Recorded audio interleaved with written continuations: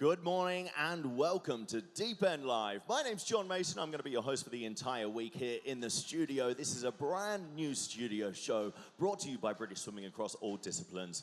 We launched this show a couple of months ago down in Plymouth at the diving, and we've now brought it up here to Glasgow for the British Swimming Championships 2019. What a week it is set to be. Some of the best swimmers in the world are going to be battling it out in that pool for your viewing pleasure. And of course, we're going to do our best to not only bring you all the swimming action, but get you up close and personal with some of your favorite athletes. And I tell you what, it all starts right here, live heats. Day one.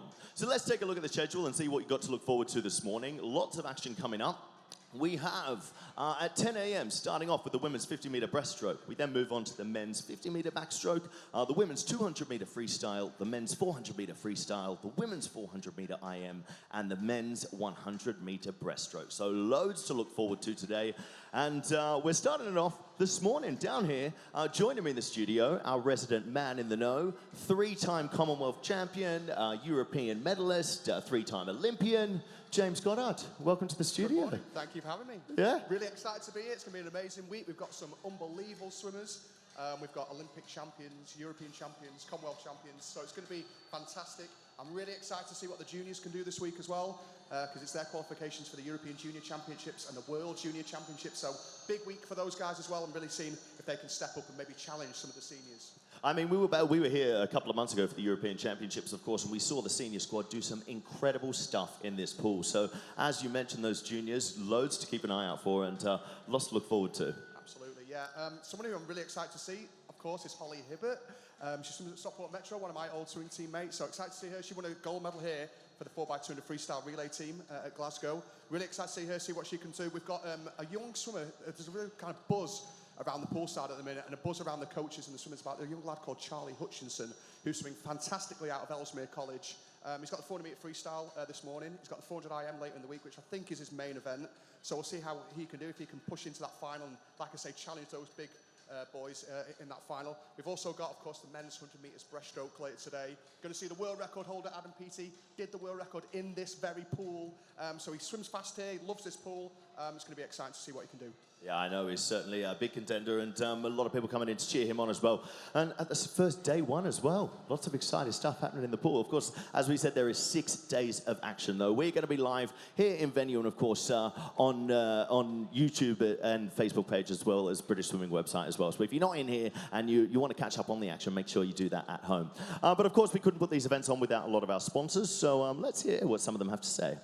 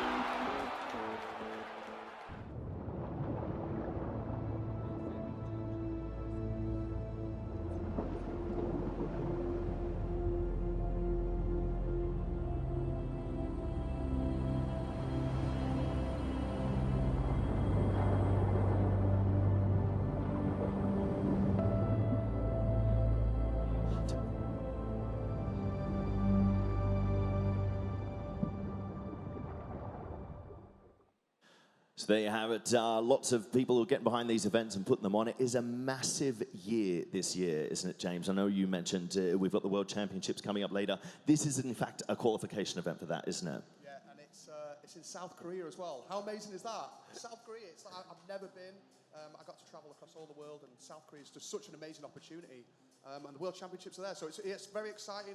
Like I said before, the European Juniors qualifications for that are here as well. World Juniors, massive week, and it's the year prior to the Olympic Games. It's always a very, very important year. You want to kind of set yourself up, you know, you want to swim well this year, give yourself that confidence, give yourself that belief so you can catapult into next year for that Olympic Games. Yeah, and I know we were sort of talking to, you know, some of the world-class team and all that sort of before. It's the aim is, you know, obviously the Worlds this year, but Tokyo next year, it is the big one. It's hard to believe that Rio was almost, you know, 3.5 years ago. It's gone by in the blink of an eye, and here we are again. Yeah, it goes so fast. My first Olympics was 2004, so I mean, it's just like, what's that, nearly 15 years ago? It's crazy. It goes so fast. The career goes in a blink of an eye. You know, the swimmers will have their focus pretty firmly on the World Championships this year, but just in the back of their mind, they know they've got that Olympics next year, so it's a very important next 18 months. Yeah, and bringing it back to this morning, of course, day one heats. You've been in this position many times before. What's going to be going through some of these athletes' heads as they head into the first day of racing at British Champs? Yeah, day one, I mean, it's quite a nerve-wracking thing because it's the trials, you know what I mean? So, you know, everything's kind of on this event to make that major competition. So there'll be quite a few nerves, you know, quite a few, trying to blow a few cobwebs off as well because you've trained all year, you know, you've been up and down that pool every single day, you know, lap after lap, you know, training, you're working on your technique, working on your skills and your endurance. So to come here, blow away those cobwebs and just put in a good performance this morning, I think is what's going to be on the swimmer's mind. I know, and obviously, yeah, as we said, you know, qualifications, we do have qualifications time, those consideration times, as we sort of head in towards the selection process, which is happening next week. We've been informed for the World Championships. So there is sort of that added level of, you know, pressure, sort of what's going to be going through their minds, right? Yeah, there's pressure, but I mean, the swimmers love it. I mean, that's what they race, that's what they live for, driving that's it. what they train for. Yeah, I mean, I was chatting with Roberto Pavoni, coach for Plymouth. The thing that he said was that he misses the racing, he misses the competition, and I miss that as well. But that's what these guys live for, so they'll be excited and ready to go. Yeah. Hate the training, love the racing. Motto. Anyway, look, that's enough from us. It is, of course, we're going to be back here with the studio show tonight, catching up with some of these athletes as well and getting up close and personal with them. So make sure you don't miss that later on this evening. But we've got to get the racing underway. So it's going to be over to Bob Ballard and Becky Adlington in commentary. But before we get to that, let's hear from our main sponsor, Tier.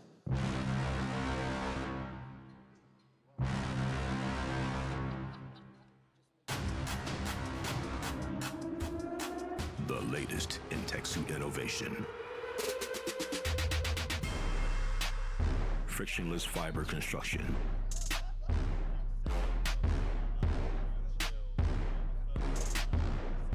Surface lift technology.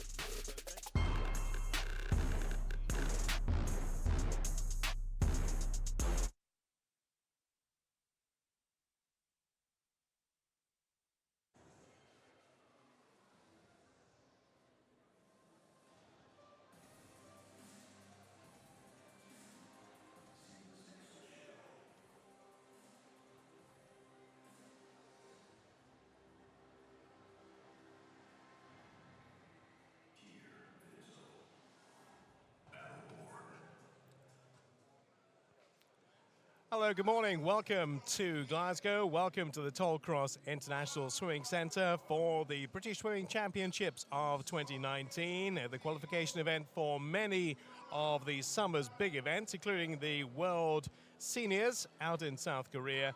And this morning we have a lot of the big names you already know from British Swimming and probably a few for the future as well. That's the lineup from 10 o'clock onwards.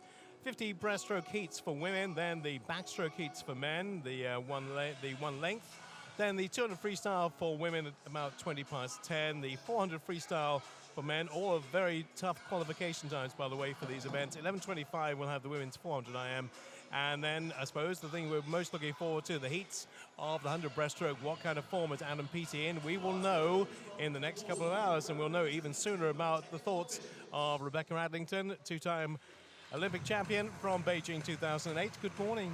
Good morning, Bob. How are you? I'm very well. How are you? Excellent. I'm really excited about this because I think we should make the point. It is about the names we know, the established names, the Adam Peters of this world, the James Guys of this world. But actually, we're kind of looking beyond that. We're looking for Paris, really. We're looking for 4 years after Tokyo to see where the new names are going to emerge, the 15, 16, 17-year-olds we'll be talking about in 6 years' time.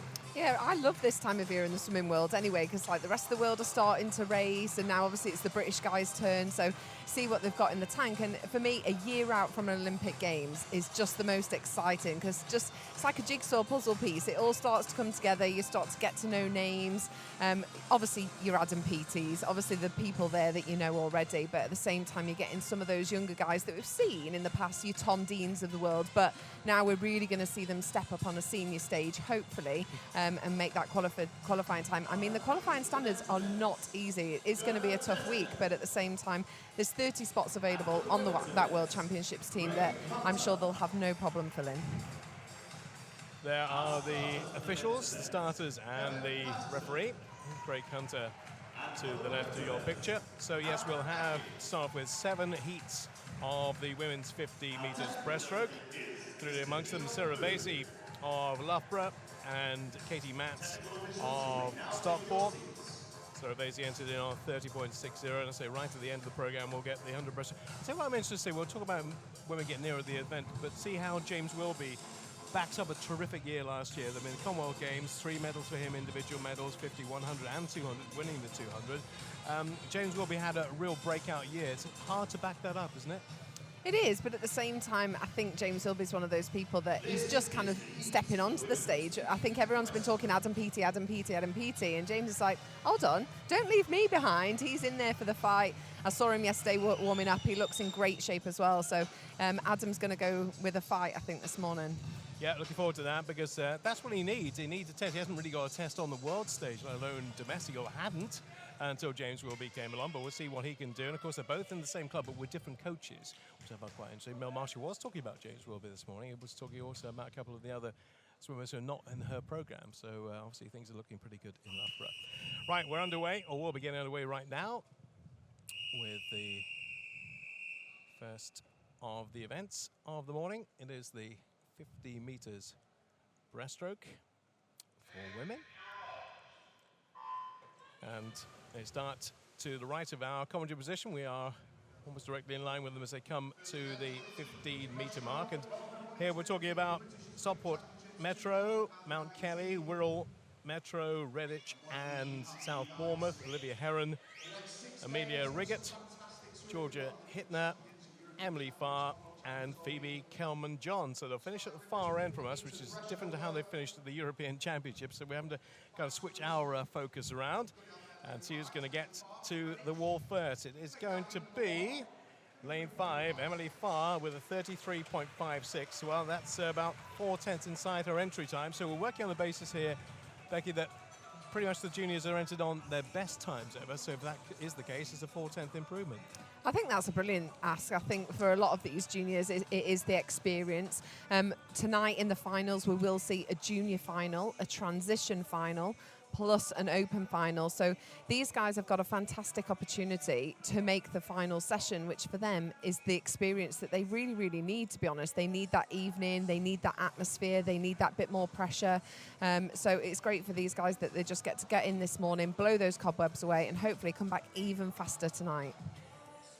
So 32.56 was the 33.56 was the winning time. 34.09 for Phoebe Kelman-Johns, and third place went to Amelia Riggett of Mount Kelly.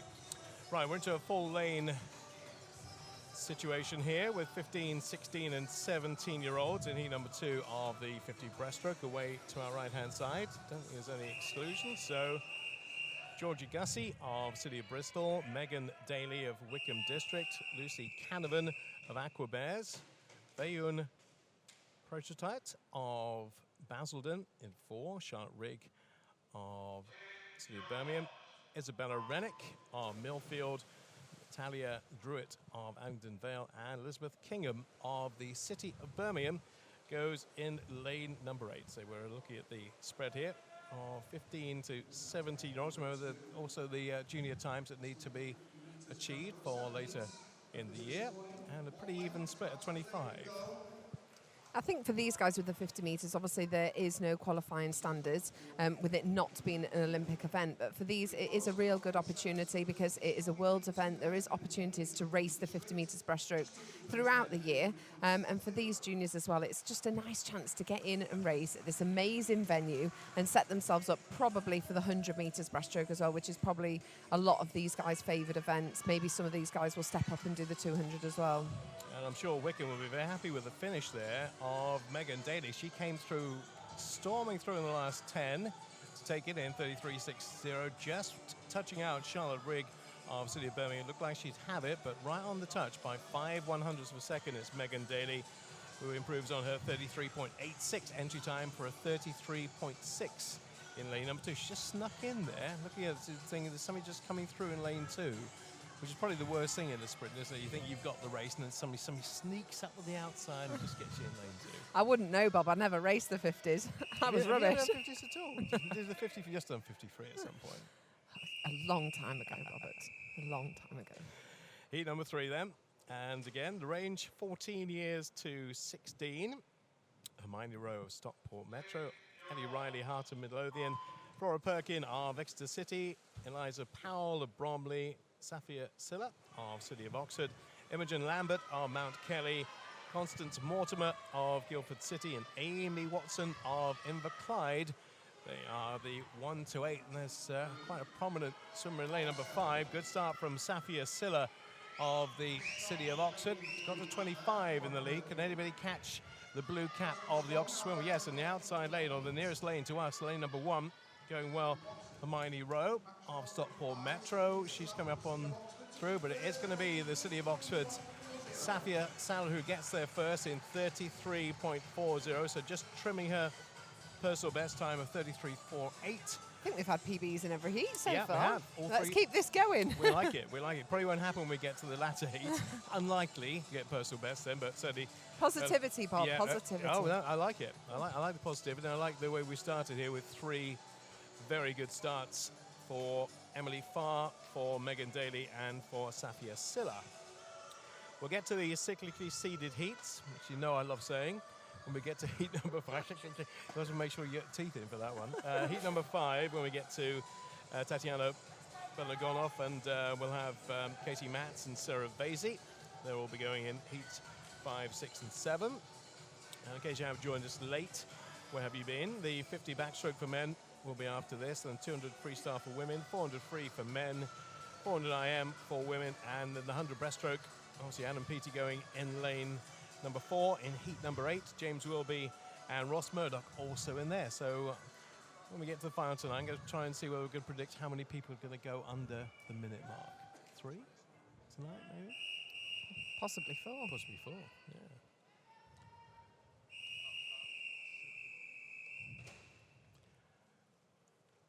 So heat number 4 of the 50 breaststroke. Bridget Mazurier of East Lothian, Naomi Van Dongen of Bath University, Victoria Russell of Plymouth, Lily Booker of Millfield, Maya Hall of Ellesmere, Bethan Thomas of Daventio, Lucy Ross of East Kilbride, and Alice Chan of Millfield. And lane number 4, the green cap of Lily Booker, looking pretty prominent here. Let's see with 15 to go. I always think the 50 breast is such a hard event. In all the other 50s, it's splash and dash, isn't it? Breaststroke, it's not. It's smooth and controlled and powerful. It's not your splash and dash event, isn't it? That's the principle. Well, a 33 dead is what Lily Booker stops the clock at again. That's a personal best if we go by her entry time. Second place going to Maya Hall of Ellesmere and Alice Chan. So 33.36 for our second place finisher, Alice Chan, in third. You can see the top 4, 5 actually separated by 0.58 of a second, which is always the case, of course, in the breaststroke. Right, on to the first of the cyclically seeded heats. So some of the big names will be to the fore. Tatiana Lonagoff of Guildford City, and Jocelyn Elliott, who we more associate with the 100 really 200, don't we? Should be going lane number 5. Well, she's there. Sometimes we get withdrawals from this, but all lanes are occupied. So Jasmine Smith of Lerwick, Ashley Ransom of Enfield, Annabelle Guy Johnson of Edinburgh, Tatiana Lonagoff of Guildford, Jocelyn Elliott of Loughborough, Katie Goodburn of Warrender, Kayla van der Merwe of Winchester in 7, and Morgan Penny in 8. We should be going faster on this one because we've got the racers, the real racers, the more senior ones, and look at them, 3 centre lanes there. We're looking at 6, 5, and 4. My money at the moment would be on Lonagoff in 4, and yeah, she gets there in a 31 .51. First race actually where we haven't got a personal best for our winner, but still a decent time for her. Second place to Jocelyn Elliott with a 31.78. And third is Katie Goodburn in a 31.97. You ever done breaststroke? No. Ever? If you Even saw my even in breaststroke, training? you would understand. Oh, I did it in training, of course. But, You must have done IMs at some point. yeah.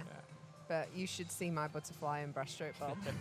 It's not That's a fast. very good reason why you stuck to doing front crawl. Yeah, okay. I get it. Okay, Heat 6. That's your lineup. So I'll just give you the teams that they represent. Millfield, City of Oxford, Isle of Man, Stockport Metro, Edinburgh University, Monson, Leeds and Devonshire. Katie Matz looking to go sub 31 if she possibly can for the end of the day.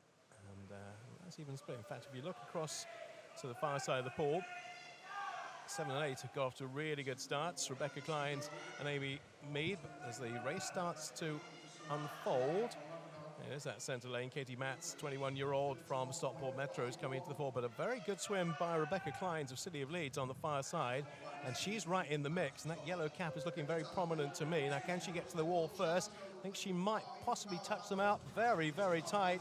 It is Cara Hanlon in fact, it's a joint first for Cara Hanlon and Rebecca Clines, so I was right about that for a change, that she looked like she was having a very good swim, and indeed that's a very good swim from her. It's about half a second PB or more for our joint winner. That's Rebecca Clines and Cara Hanlon, entering on 31.69, so slightly outside that, but that was a very good swim by Rebecca Clines on the far side. She got off to a terrific start and kept it going all the way to the end. Yeah, really came through that last 15 there. It was very, very controlled. Should be very pleased with that going into the final tonight. Yeah, that's time 32.63, so over half a second personal best, I reckon that is. Heat number 7 of the 50 breaststroke for women, so Sarah Vasey of Loughborough, 2 Loughborough swimmers in this, Megan Morrison of the university team, and the Mel Marshall team is Sarah Vasey. Other representatives from Plymouth, Leander, Newcastle, South Ayrshire, Ellesmere County, Nova Centurion, and the 16-year-old from Plymouth, Leander is Lana Broekhoven. This should all be about Sarah Vasey against the clock, because remember, there's no semi-finals tonight, so you've got to go for it, go straight into a final tonight, so no holding back. Needs to be all about this morning, and it is all about Sarah Vasey. Entered on 30.60, and she's got this by almost a body length. That's how strong she is this morning, 31.32. Very good swim indeed.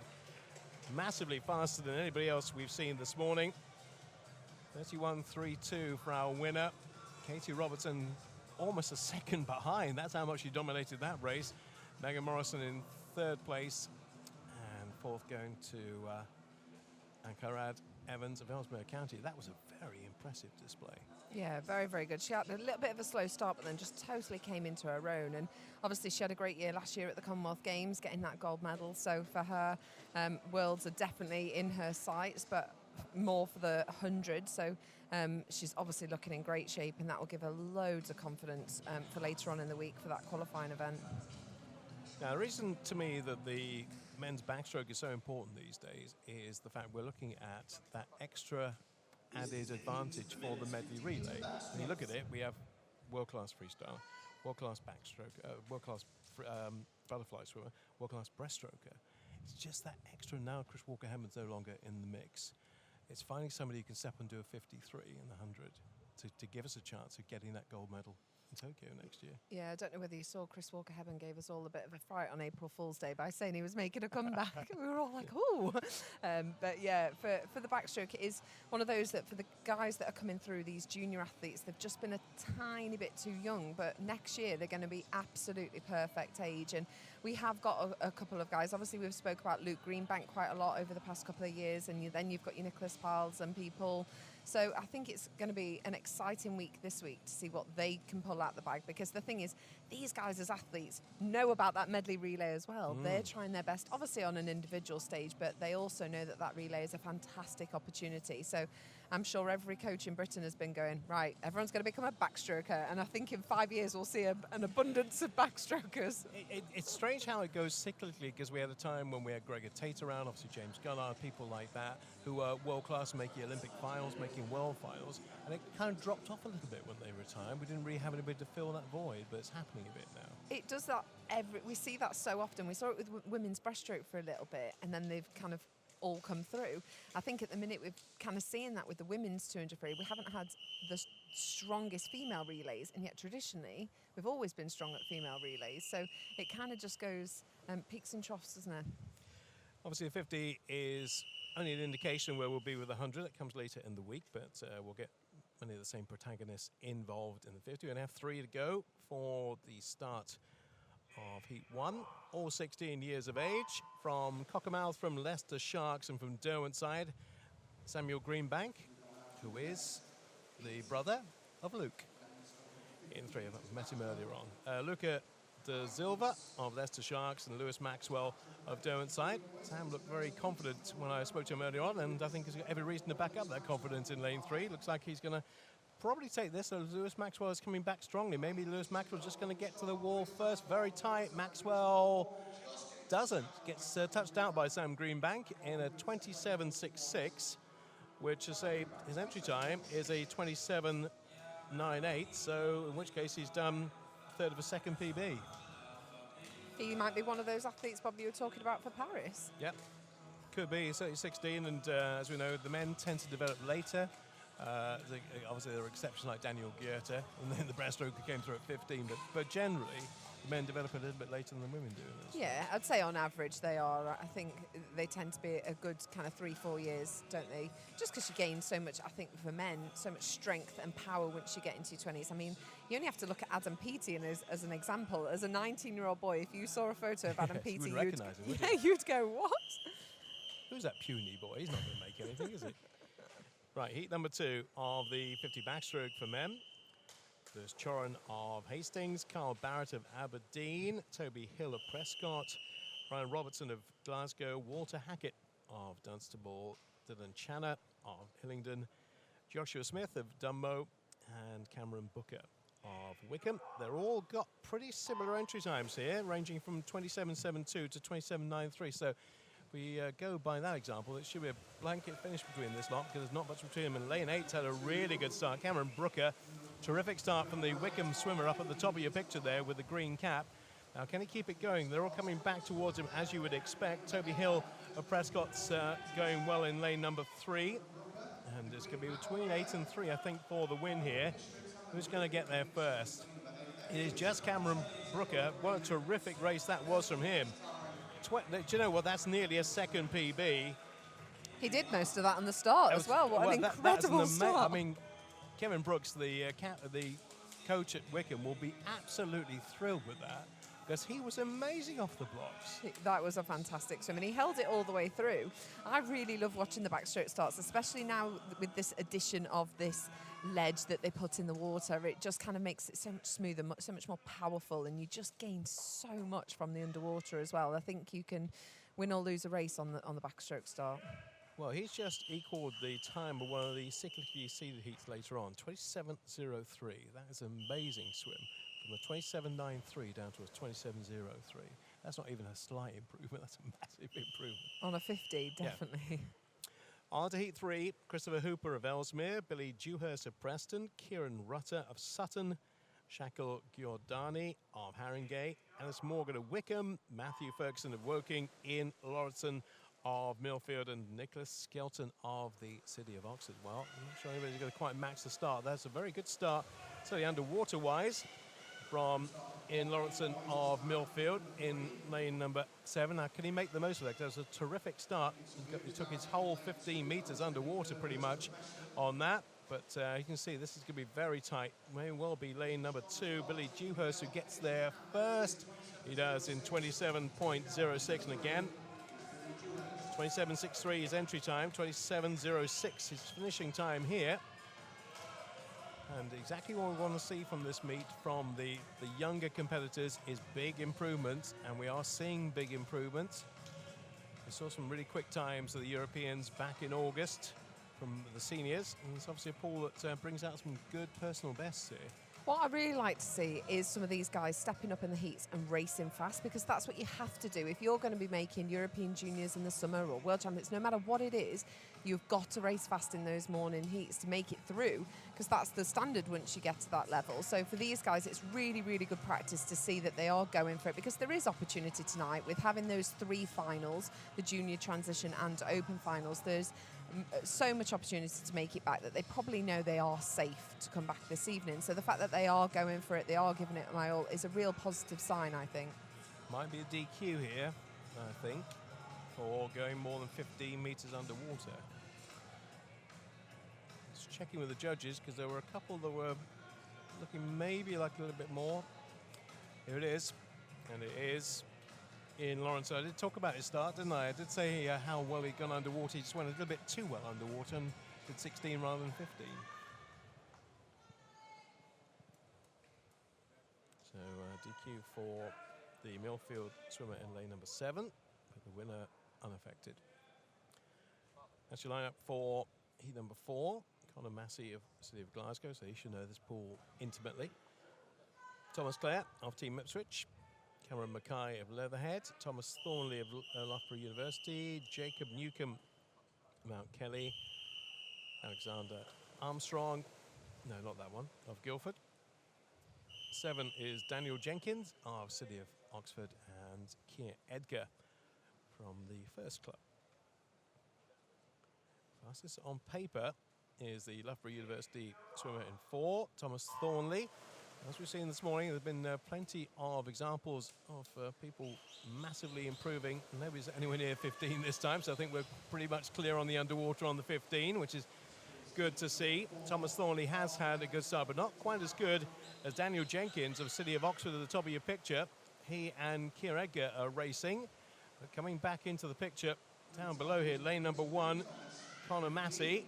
And Massey might just get there second behind Alexander Armstrong, 27.34 for our winner.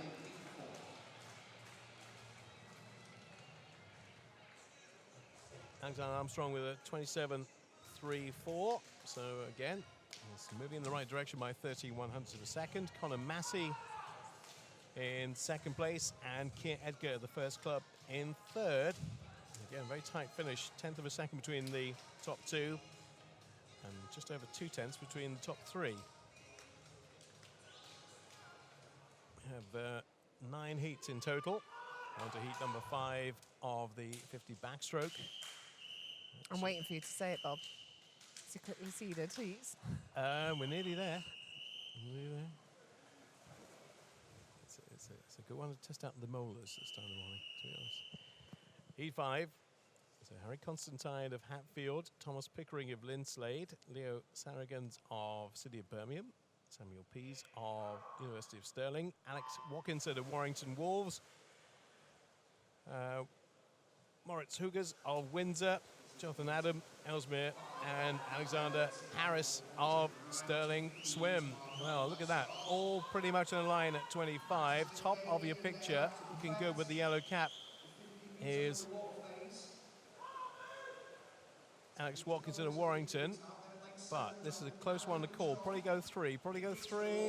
No, I'd be wrong. It'd be Jonathan Adam of Ellesmere who gets to the wall first. The first of the sub-27 swims for the morning for Ellesmere. 26.82 is his winning time. Second place going to Leo Saragans. So just the one so far under 27. 26.82 for our winner. But let your friends, colleagues, and everybody else know that this is being streamed on YouTube, youtube.com/British Swimming. And of course, you've got the hashtag at the bottom of your screen there, BSC19, to alert people to the coverage, which I hope you're enjoying. And there'll be plenty of it later on today, and indeed for the rest of the week. Heat number 6 of the 50 backstroke. Samuel Perks of Plymouth Leander, Alex White of Exeter City, Oliver Fairman of Poole, Harry Noble, Mount Kelly, Jacob Davis, City of Birmingham, Neil Wiley of City of Manchester Aquatics, Daniel Clark of Prescott, Harry Turner of Swansea University. That's who makes the most of their 15 metres underwater. Everybody clear, I think, and a very good first 15 from Harry Turner on the far side from Swansea, and down this side as well. Samuel Perks of Plymouth Leander, and we are bookending this one with 8 and 1 at the moment. And it may well be lane number 1 is going to take it. In fact, I think it's probably going to be lane number... Oh, no, just getting into the frame there. Harry Noble right at the end there. 26.08 for our winner from Mount Kelly. Decent swim, though, from Harry Turner in the outside lane. I think that's probably going to be... not quite personal best, but very close to it. Perks from Alex White and Oliver Fairman of Poole. That's your 1, 2, 3. And here we come then, Becky. It is the first of the I just like you saying it, Bob. So a few names you might know from this lineup. Elliot Clogg of City of Sheffield went to Loughborough for a bit, but he's back with Sheffield again. Alex Hawkins of Edinburgh University, Sam Irvin of Loughborough University, Martin Wharton of University of Stirling, James Oxborough of Loughborough University, Thomas Howdell of Stockport, Alex Mason of Mount Kelly, and Joe Watt of Glasgow. That's your lineup. Fastest in the field, Martin Wharton. Entered on a 25.55. So we're getting to the quicker ones now. Make sure everybody's got their feet in the right place. You'll see no slippage these days with the, say, recently acquired backstroke blocks. That's a terrific start from lane 6. What a great start from Thomas Howdell of Stockport Metro. Obviously working very hard with Sean Kelly. That's a brilliant start, wasn't it? That was great. You kind of expect with these, obviously, seeded heats, that they would be going and really utilising that 15 metres as well. But I think it would be so hard to judge as a backstroke swimmer. And he gets it in 25.62. And that's a massive improvement on his entry time. 26.17. He may well have been quicker than that, but entry time 26.17, 25.62. He's gone here. Second place to Martin Walton, who I expected to win that. Actually, 25.85. This should be a comfortable qualification for later on today. Well, maybe it won't be, because we've got 2 more heats to go. You obviously can't take anything for granted at this stage, but that was a pretty much one off the start. It just shows you in these races just how important the start is. Thomas Howdell caught my attention straight away off the start and kept it going right through to the end. Yeah, we should probably mention about these transition finals tonight that for the guys, I think it's 23 and under, is it, for the transition finals? So all them in that heat were all under the 23. So if they don't make that open final, that they will hopefully be back in the transition final, and then there is a junior final on top of that as well for the younger guys trying to qualify for Worlds and European Juniors. Yeah, but a very good performance by the Stockport Metro swimmer, 25.62. And say always, you know how important the coaches see those starts, because it can make an awful lot of difference, and it did on that occasion. Quite a lot from Loughborough in this one, and that's Mount Kelly, Sheffield, Stockport Metro, Cardiff, University of Stirling. We've got a couple in here as well. Sam Daly, Charlie Brown, Thomas Gilroy, Xavier Castelli, Craig McNally. Xavier Castelli's been around for... It's 29 now, by the way. It has been around for a while. Daniel Cross in 6, Perry Gardner of University of Stirling in 7, and Jack Shillinglaw of Loughborough University. Now, this will be quite tight by the looks of things. Lane 5, terrific start from Craig McNally. Very experienced swimmer now, 27 years of age.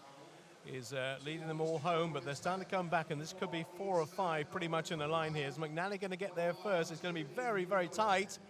Winner goes to McNally in 25.92, but I reckon the top 5 were separated by about 2/10 or 3/10 of a second, weren't they, in the end? Yeah, 25.92, our winner. 4th place, 26.15. That's how tight that was. McNally from Castelli, Charlie Brown in 3rd, and Thomas Gilroy with a 26.15. Very, very tight heat indeed, but the first of our second of our sub 26 swims. Let's move on to final heat, and I want to mention, of course, Nick Pyle, who was part of our Commonwealth Games team, England's Commonwealth Games team last year, and certainly it's between him and Luke Greenbank, you would think 4 at the moment for that 100 spot in the medley relay. Don't really associate him with the 50 particularly, but he has got a 25.10 entry time. He's been concentrating mainly on the 100 and to a large extent the 200. Let's see whether the Newcastle swimmer can do it here. Well, he's not the first up. It's a good start, excellent start, in fact, from Mark Ford of City of Glasgow on the far side. But look at the power. Look at the power now from Nick Pyle of Newcastle coming through. Terrific stuff. 15 meters to go, and he is ahead of everybody else. Not by a massive margin, but it will be Nick Pyle who will take this by about half a body length in the end. 25.73. He can and will go faster than that, but that's all right for the morning. Is that the fastest time of the morning? It's not. Not the fastest time of the morning. Fastest time of the morning belongs to Thomas Howell. So maybe Thomas Howell should come into the mix now if he's going to do the 100 like that. Let's hope so. As you were saying earlier, Bob, we need more and more people for that 100 metres, for that relay, but also men's backstroke. The qualifying times are so tough to make it to Worlds. It's always been one of those that I think when you look down the qualification, I always think men's backstroke always looks really difficult. And same with men's butterfly as well, to be fair. They are two very, very hard events. So for these guys, it's about blowing the cobwebs away this morning, trying to come back for that 100 and 200 metres. And for me, it was really nice to see Craig McNally. I think he's one of those that we spoke about so many years ago, but probably about 5-6 years ago now, saying he was the up-and-coming swimmer. We didn't hear from him for a little bit, and he's started to really come back over the past couple of years, and it would be great to see him on the World's team. And like you said, there is some really experienced guys in there. Xavier, like you were saying, who's 29, that's some of that experience that we need on the team as well, because they're very reliable, they're very predictable athletes that you know that they'll always step up and perform, and you need those on the team. Are people retiring earlier because there's money in the sport now, or I mean, you retired quite early. Quite a few people, very few people are going on to their late 20s these days. Yeah, I think it's one of those that's very, very tough. It is a very young sport. You only have to look around poolside, and it is a young sport. I feel like Grandad. Yeah, even I feel very old. But it's just one of those that it is a very young sport. It's very tough on your body. Yes, we're not pounding into people like they do at the rugby and getting injuries here, there, and everywhere. But it's a big demand. You're pushing your body to the limit every single day, and you're doing this from a very, very young age. These guys are working their 10 sessions a week, starting kind of really pushing it at about 11 years old. That's very, very young. Here's an event you do know quite a bit about. Not your favourite event, must be said, but it was one event that you did do quite often, both in relay and individual form. The women's 200 freestyle will have 8 heats of this.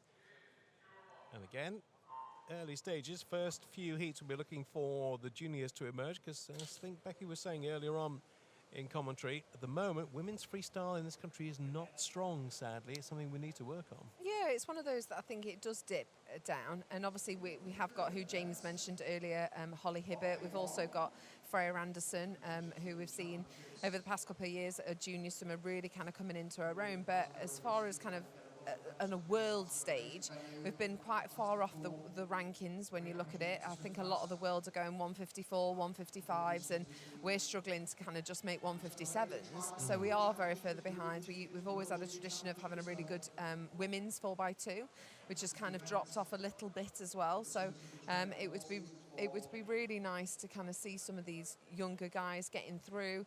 I mean, you look at the ages, there's a girl that's 15 in the final heat that is going to be in heat 8, but it's kind of nice to see some of these junior swimmers, and hopefully, like we say, kind of one of those that it just takes a bit of time to come through.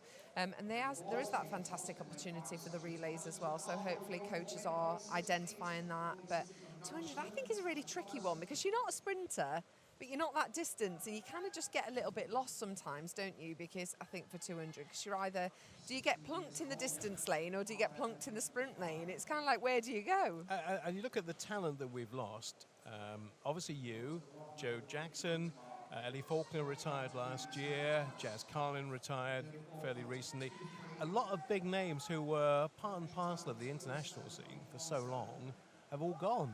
We actually haven't actually replaced them yet. Yeah, and it's kind of difficult because we saw Siobhan Marie O'Connor swim fantastic 200 metres freestyle, but obviously has dropped it from her programme, even though she's still swimming. So it's kind of one of those that we have lost a good load of swimmers. But like I said, let's see what Holly Hibbert can do. Let's see what Freya Anderson can do this morning. Let's see what Megan Barnes can do in the opening heat of the 200 freestyle from Barnes. And what she has done is a 2:07.50, so that's marginally outside her best, but she's won that by quite a considerable distance from Sasha Thomas and from Katie Thompson.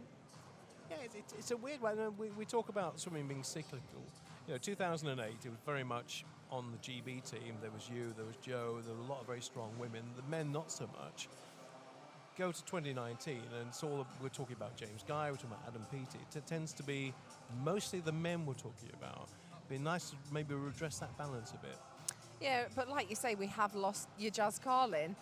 Obviously, we've still got Siobhan Marie O'Connor, who has kind of suffered with her colitis. She had her tonsils out. She kind of had a few illness issues. So I'm really, really looking forward to seeing what Siobhan does this week. 100 breaststroke British record holder as well. I was going through the record, and I always forget that she's the 100 breaststroke British record holder. Siobhan is one of my favourite people to watch race. She's just incredible, and she's just can do anything. And really, really hope she does well this competition and qualifies for that World Championships, as she is one of those faces. You've got Hannah Miley in there as well, one of those girls that has been, I kind of forget Hannah's the same age as me. She's been around for so long. She has had ankle surgery, but we are going to see her in the 400 IM this morning, seeing what she's got. But there is a few girls there, but we need those juniors to really step up. I think Freya Anderson has been one of those most excited females that we've been talking about, but you're right, the men have been dominating recently. Come on, ladies. Come on, ladies. What are you doing? Come on. Lisa Dingle of Royal Wolverhampton's in 1. 2 is Iona McLeod of Dundee City. Rebecca Reid of Aberdeen in 3. Megan Allison of City of Newport in 4. From the Wigan Best Club is Jodie Gittins in 5. Charlotte Hall of Deventio in 6. Savara Gabani of 7. City of Sheffield in that lane, and 8 is Millie Balding of the Borough of Kirklees. All entered in, apart from Millie Balding on a 2:06 mid. So again, this one should be pretty tight. What advice, because people who go through the freestyle events, the 2, the 4 and the 8, they have to be swum in very different ways, don't they? Very, very different. I think 200, especially now, when you look at your Katie Ledeckis and people, that it is more of a sprint. It is kind of, you used to be able to pace it, whereas now it's just go hell for leather and hang on, isn't it, with the 200, because it's moved on so much, and that's how it should be. But the 400, I think, takes a bit more tactics. It's a bit more kind of keeping that first 100 smooth. I always used to submit as 100, 200, 100 is how I would kind of break it down in my head, whereas the 200, you just kind of have to go for it and hang on. And it's very difficult when it splits like this race is. It's very difficult to kind of hang on and to kind of keep that pace going. I always found the 200, I either swam really, really well at it or really, really bad at it. There was no in between. It's also one of those strange races where you've got 1, 7 and 8 all in line. And also coming strongly at the end is Megan Allison. So you've got 4 pretty close together, maybe about half a second apart. 4, or is it going to be 8? It is going to be Megan Allison who gets it in a 2:05.79, and that's the first time she's been sub 2:06, I think, in that field. And that's quite a strong field there that she's beaten. Second, Millie Balding of Borough of Kirklees, and third place going to Rebecca Reid of Aberdeen. Here's the times, 2:05.92 for Millie Balding, so she's gone sub 2:06 as well. What are your thoughts on the 1500 being part of the program now for women for the Olympics? For me, I'm not happy it's in there, but at the same time, if somebody said, should the 50s be in there or make it women's 15 and men's 8, I'd say 50s all day. I'm not just saying that because Ben Pride and Adam. I think most people would agree with that, aesthetically too, because let's be honest, most 1500 swimmers now go open water. Yeah. So it does reduce the quality of the field, because most people are doing 5K rather than 1500 now, aren't they? Yeah, no, I agree. And I think the 50 metres as well, they're more interesting. They're just great to watch as a spectator, and now as a fan of the sport. I think it is amazing to watch the 50s.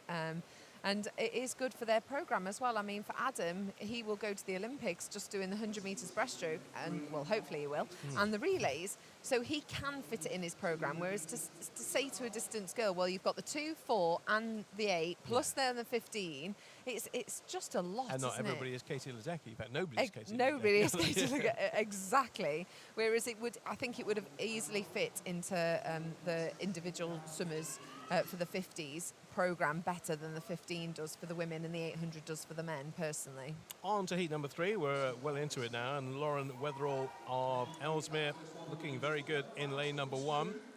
She's leading coming into the halfway stage of this race. Got quite a big advantage too. Look at that. It's probably about a body length and a half over the rest. What's the gap in terms of time? It's nearly a second and 3/4 over Abby Lowe in second, Mia Leach in third place. So this is a very strong swim from Lauren Weatherall. Enter 2:05.95. Well, she can be well inside that. She keeps going at this pace. Yeah, I love seeing people like this, that it's just, they've stepped up this morning and gone, you know what, I'm just going to go for it. I really hope she can hang on. She's still a good body length in front of the rest of the field, so hopefully down this back 50 she can stick with that and hopefully get a decent PB. Oh, she's gone so strong. This is going to really hurt. And can she hold them off? Because look, they're all coming back. It's like... you hear the Jaws music playing in the background, can't you? But you know, she's holding on. She is doing terrifically well. She's still a body length clear. There's 4 in a line right next to her. Maisie Elliott, Mia Leach, Abby Lowe, and Mackenzie Wyatt. But this will be a terrific swim. If she holds on to this, it'll be a gutsy swim, and it'll be a quick swim as well from Lauren Weatherall. She's going to do it, and she's going to do it in a 2:04.56. Boy, that's a big improvement. 2:04.56. That is about a second and a half better than she's ever been before. So takes guts to swim like that, and credit to her. She's done it from an outside lane, and she's just gone, you know what, I'm just going to stick to my own race, and I'll hold on, and I'll do it. And it's obviously paid off with that huge personal best time for her. Alan Birchie will be absolutely thrilled with that, or should be. 2:04, because look, at the end, there was nearly a second between her and the rest.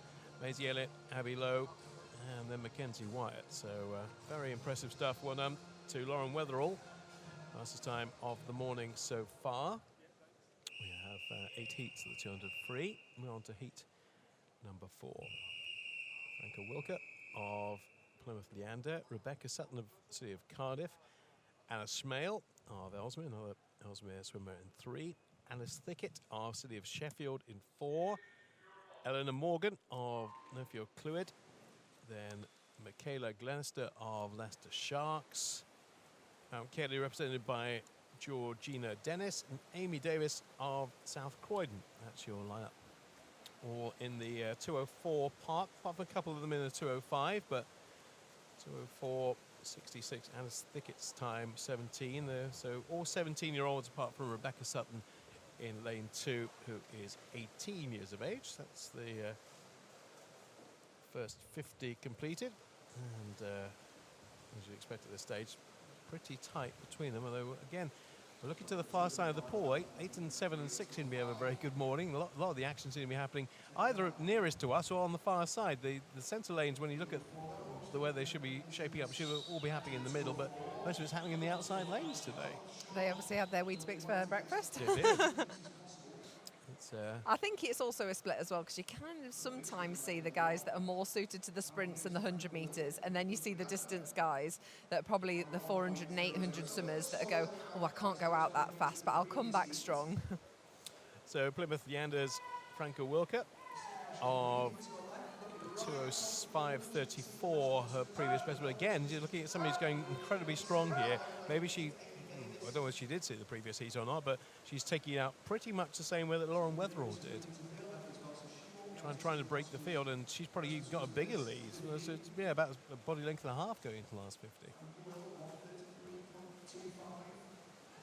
It's always harder when you're swimming out on your own as well. You kind of don't have somebody next to you kind of pushing. You know all about that. Yeah, I do. It is definitely harder, and obviously the race, with it being so split over either side of the pool, that kind of she might not be able to see what's going on in that end lane. I certainly couldn't ever see what was going on in lane 6 and 7 if you're in lane 1. Well, she might. I think she will hold on. Probably won't hold on by a massive margin, because Michaela Glass is coming back to her from Leicester Sharks, but it'll be good enough. 2:05.57 for our winner. Not quite as quick as the previous heat, but still around about her entry time. Do you know who's in the next heat, Bob? Do I know who's in the next Our favourite name Betsy of the Wizard. whole of the championships last time. Betsy Wizard of Northampton's going up next, yeah. So a good run through that list. It's a great name, isn't it? It's a great name. Heavens to Betsy. will be up next for Northampton. I'm sure the Northampton team will be watching in. Remember, tell anybody who cares to know about the stream today and over the next 5.5 days on youtube.com/British Swimming. And you see the hashtag to let people know about it. It's BSC19 on Twitter. Right. Yeah. Betsy Wizard with a 2:03.61. Not the quickest in the field, but it's very close between her and Alicia Wilson in terms of their entry time. Betsy's 16, Alicia is 19. So Plymouth Leander represented by Sophie Freeman, Katie Shanahan, City of Glasgow, Honey Osrin of Plymouth in 3, Alicia Wilson of Guildford in 4, Betsy Wizard of Northampton 5, Lola Davison of Newcastle in 6, Phoebe Griffiths of Ellesmere in 7. They've got quite a few swimmers in this morning, and Amelia Sansom of Wickham District in 18. She's 18, she's in lane 8, not 18 lanes, that'd be interesting, wouldn't it? In a pool with 18 lanes. Here comes the first split, and it's Alicia Wilson's got the best of the first 50 with a 28.51, but this is not quite like the previous 2 heats. There's nobody breaking away as yet. It's about 5 of them all going together, and they're 4, 5, 6, 7, and 8, all pretty much in a line.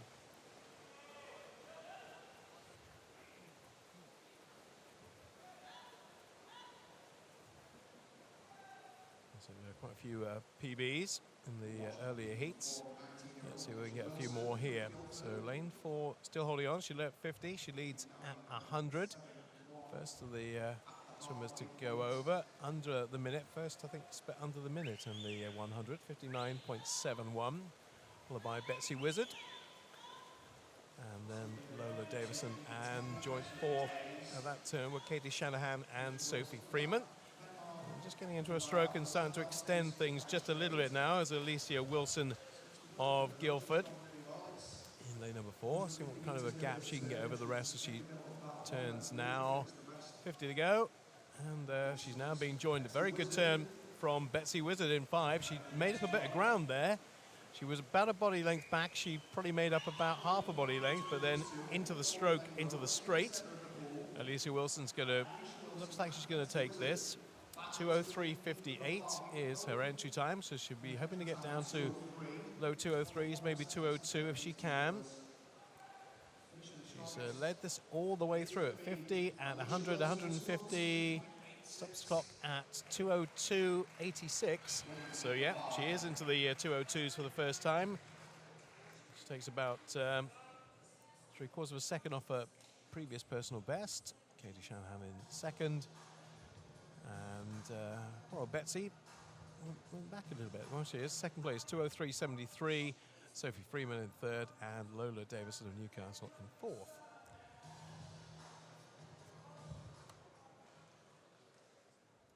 Okay, the main protagonists for the 200 freestyle start now. Last 3 heats coming up. Catherine Greenslade. So we've got 1, 2, 3, 4, 5, 6 with entry times under the 2 minutes.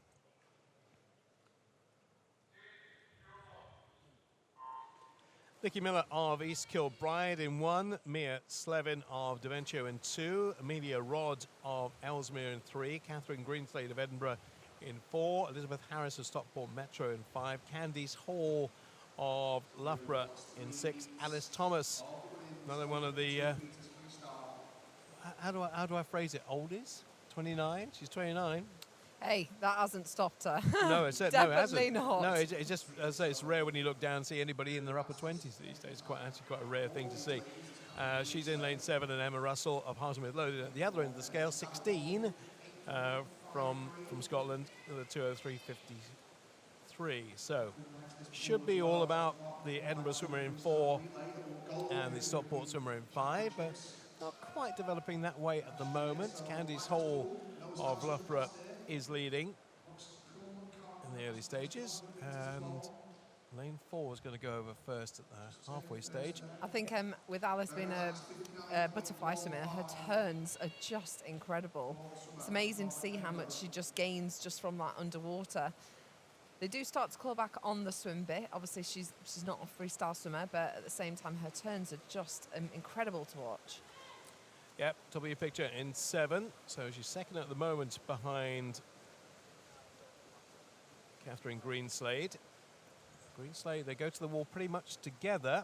And that's Thomas just getting there marginally ahead of Catherine Greenslade, but only by about a third of a second. So could Alice Thomas win this? Butterfly swimmer going to win the 200 free? To be fair, she's got a really good freestyle. I've never seen her do front crawl before, but actually she's got a really nice stroke. Well, Catherine Greenslade probably wouldn't have been thinking about her as a person to beat in this race, but she is going to be the person to beat, and she may not beat her the way things are looking. Alice Thomas, top of your picture. Catherine Greenslade is going to get beaten. She's going to get edged out here by Alice Thomas with a 201.23 compared to a 203.06. She's clearly not raced that one for a while, has Oh, she? well, probably not, but I mean, that's, I think she'll be thrilled with that. For Catherine, I think for that was just a heat swim, wasn't it? I mean, it was a good kind of 3 seconds off her personal best. So hopefully that was just kind of a blow the cobwebs away, an easy swim this morning, ready for tonight. But the whole mindset has to change when you don't have semi-finals.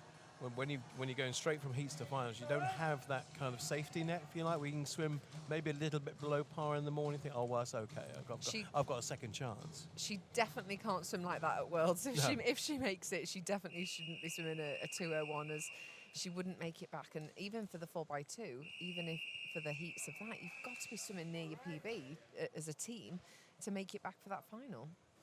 Right, one of the exciting names in female swimming in this country. We talked a lot about the men, but let's talk about one of our emerging talents, 18 years of age, from Ellesmere. Freya Hansen had a terrific year last year. In fact, had a terrific 2 years when she first emerged as a junior. And sometimes juniors don't translate that to seniors, but she has. Yeah, I think Freya is one of those, she's so tall. Like, when you see Freya around, I'm quite tall, but I'm nothing on Freya. She's got a really good kind of build for swimming in general, with obviously having that height as an advantage. But she's got a really lovely stroke. She's got obviously a great club, a great coach that has obviously worked there. I know she suffered from a little bit of a back injury, I think, either last year or the year before. So it's about maintaining those things, as injury is just one of those that once you start to get little niggles, they're very, very hard to kind of then push aside for then the rest of your career. But they've obviously really working with Freya, really monitoring her and giving the best opportunity. She is one of those that swims a fantastic 100 metres as well. Now, this would be her weakest event, though, wouldn't it? For 200 or the 3? Because she's a sprinter. Yeah, I would say so. I think it's one of those that, for her, I don't know what she prefers to race. I've never actually asked her the question of which event she prefers, but I would say she's got a better 100 comparative to the rest of the world than the 200. Well, let's see how she finishes this one off. She'll have 50 to go when she turns next time. At the moment, she's not having it all her own way. Georgia Coates is in the mix, and above her is Rachel Louise Masson of Edinburgh. There is no Amy Wilmot, by the way. She was on your list to start off with, but she withdrew. So it is all about lane number 5 at the moment. Georgia Coates of Bath with Freya Hansen of Ellesmere. Now, all of a sudden, Freya says, sorry, this is my race, if you don't mind. I'm going to start coming past you. But Georgia Coates is hanging in there very well. It's a good little scrap between these two as they come towards the end. It's not going to be much between lanes 4 and 5. But Freya will get there just right on the 2-minute mark as well. 2:00:43 for our winner. And the second time, only about a third of a second, just over a third of a second behind. Georgia Coates with a 2:00:79. That was a good race, that. I like that. I like the fact that, because you could tell she wasn't going hell for leather there. You could tell she was just kind of taking it a little bit easy, but you could see that little slight competitive edge that goes, hold on, I'm still going to win. Absolutely, which is good to see. So that's we're not going to be under the 2-minute marker yet. Maybe we will here with Holly Hibbert of Stockport. You know a fair bit about Holly. You've worked with her a bit, I think, haven't you? No, it's just with having friends, with living obviously in Stockport, going down to the club, and one of my best friends, Michael Gunning, swims with Holly. They're kind of training partners, and says how hard she works all the time. She's one of those real tough trainers that just give it her all the time, that she does push herself really, really hard, and she's a huge talent. I mean, we've seen that over the results that Holly's had over the past couple of years. Tamarind Van Selm of Bromley, 15 years of age, goes in 1. Maisie McCartney of Thanet in 2. Hello to the Thanet lot, who I know are right across what we're doing here this week. Hello to all of you, and I think you've got a fair contingent up here swimming. Jessica Podger of Millfield in 3, Holly Hibbert in 4 for Stockport, Lucy Hope of Edinburgh is in 5, Jemima Hall of Wickham in 6, Monique Olivier of Edinburgh in 7, Leah Crisp of City of Leeds in 8. Holly Hibbert entered on 1:58.10. At the moment, she's not at the front of the field. It's being contested by Lucy Hope of Edinburgh, Monique Olivier, but I imagine we'll see Lucy Hope now get, as you can see on this 50, just coming into her stroke and starting to work her way through the field. I would say as well, this is probably Lucy's favoured event, whereas I would say the 400 is Holly's more speciality. So for Holly, I'd expect to not see her die off at all. She's going to give Lucy a fight down this back 100 because we know she's got the endurance. 58.55 for Lucy at the turn. Holly Hibbert 58.71 in second.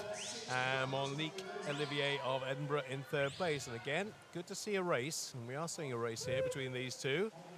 And nobody else really coming into the frame. And being the racer she is and the competitor she is, Holly Hibbert will want to win this even though it's a heat. She'll want to make sure she's ahead of Lucy Hope, who's sticking with her every single stroke of the way and starting to make her way into the frame. Monique Olivier at the top of your picture, and also down below, Tamron Van Selm, the 15-year-old of Bromley, who's having a terrific swim. Yeah, Lucy, I think she just quite missed the wall on that turn there, and Holly's, like that last turn of Holly's, her underwater was absolutely incredible, and she's taken a body length off Lucy there. Fantastic turn. Look at the 15-year-old at the bottom of your picture. She is going hell for leather. Is Tamron Van Selm. She's looking, she might even get third place here, and what a terrific finish from her as well. She might sneak second. She might even sneak second, you're right. Just give me, no, she's, edged out into second place, Lucy Hope.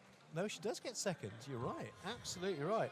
It's fantastic to see Holly go 1:59 as well, breaking that 2 minutes markers. Like you said, Holly's the only person this morning that has gone under that marker, so that was a great swim from her. And for the fact that she's 15, as we spoke about earlier, she'll actually be in the open final, even though there is transition and junior finals. She will actually be in that open final, rightly so. Right, her previous best was 2:03.24, 2:01.24. Now she's 15, and you go, yes, you do not quite big chunks of time off of that age. But that's a 2-second PB. No, that's huge. Hey, I didn't PB for 4 years, so well done to her. 2:01. I'll just check that again. Yeah, 2:01.24 from a 2:03.24. 2-second PB for Tamron, who's 15 from Bromley. Not a big club either. We're talking about one of the smaller clubs. And this is what happened. We saw with Tom Dean. We see with quite a few other. The smaller clubs do produce great swimmers. Of course they do. Adam Peaty came from a small club. Everyone does.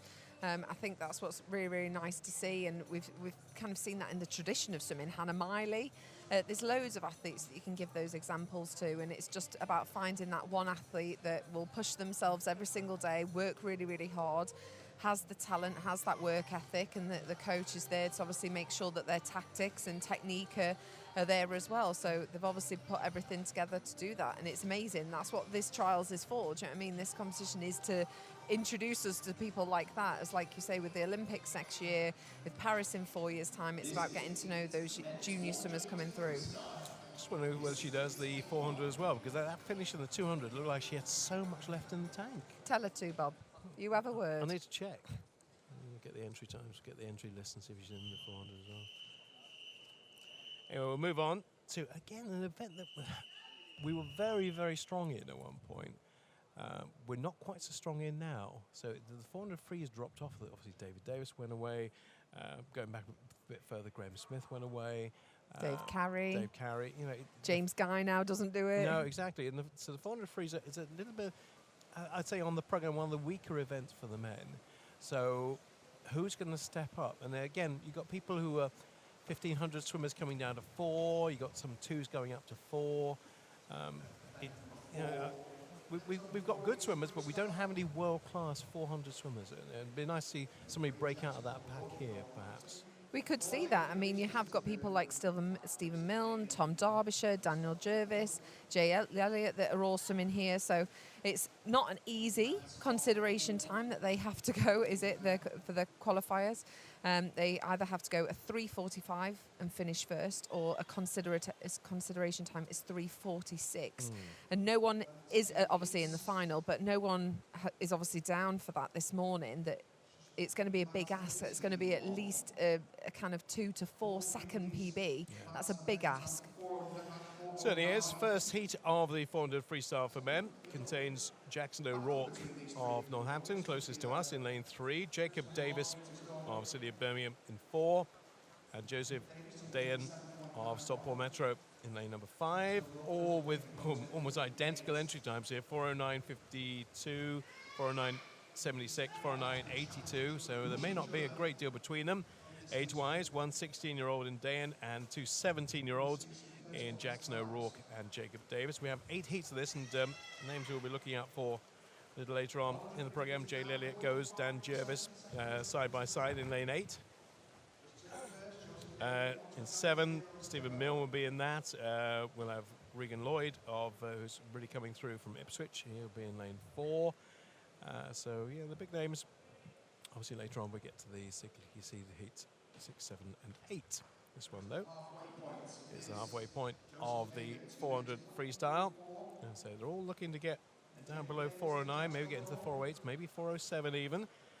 And Sean Kelly's protege here, Joseph Dayan, in lane number 5, leading at the moment by about half a bullet, but as we kind of suspected it might be from their entry times, so very little to separate all 3 as they come to 250. Well, Stockport Metro are having a good morning so far. Obviously, Holly Hibbert had just a great 200 free. Thomas Howdle in that backstroke, putting in a great performance. So they're obviously swimming well as a club here because they've had a great morning so far. So he's going to be wanting to follow that. You could see the team opposite us all cheering and kind of getting Joseph up for it. It's very hard when you're swimming in a heat where there's just 3 of you. Obviously, normally when there's 8 of you, you have people to bounce off and carry you through and challenge you. So it is more difficult when there's only the 3 of these guys. So hopefully their coaches and their teammates can really spur them on going into that last 100 metres now. Yep, 100 metres to go, and all 3 of them pretty much together, with nothing to separate them, with another 100 metres to go. Look at it. 2:03.30, 2:04.20, 2:04.33. Nothing really to choose between them. There could be a winner from anywhere, though. Let's hope they can all go under that 4:09 mark, though. They're certainly on track to do that. So just kind of hopefully they won't kind of tire out and be able to pick it up, turn that leg kick on down that last 50 metres. Joseph is breaking away from the other 2 guys. He's a full body length ahead now, so hopefully we'll see him do a PB and better that 4:09. I can confirm Tamron is in the 400 freestyle. She will be doing the 400 later in the week. Good research, Bob. Yeah. She's in the entry list for a couple of days' time, and she's in that too. But this is all about Joseph Dayan of Stockport Metro, who will not be caught by the other 2, I don't think. That's a head-on shot, but when we go to the wide shot, you see how big the lead is, and he really did put on the afterburners, didn't he, on that last 50 metres. Now, what kind of time can he do? 4:09.76 he has done previously, or was he going to be well inside that? 4:05. That is a massive improvement. 4:05, heading massively in the right direction, too. 4:05, in fact, I think all 3 of them, do PBs, and sizable ones at that, but that is a huge leap downwards. 2:09.76 to 4:05.51 from 4:09.76. You do see bigger drops in the distance events in personal best times, but 4 seconds in a morning as well, in a smaller heat where there's only 3 of you, is a fantastic swim. So on to heat number 2, and range of ages, 16 to 18 in this one. We don't have all the lanes occupied. We'll have from heat 3 onwards. Daniel Marotta of Swansea will be closest to us in 2. 3 is Jamie McCaffrey of Modernian. I actually don't know where that is. That's an interesting one. Do you know where the Modernian Club is? No idea. No. I can research it, though. You researched the last one, Okay. so I'll do this All right, one. all right. Jamie from Modernian in 3. Daniel Jenkins of City of Oxford in 4. Jack Muncie. See if you can get to it before people on Twitter do. Jack Muncie in Perth. Impossible. In 5. I know.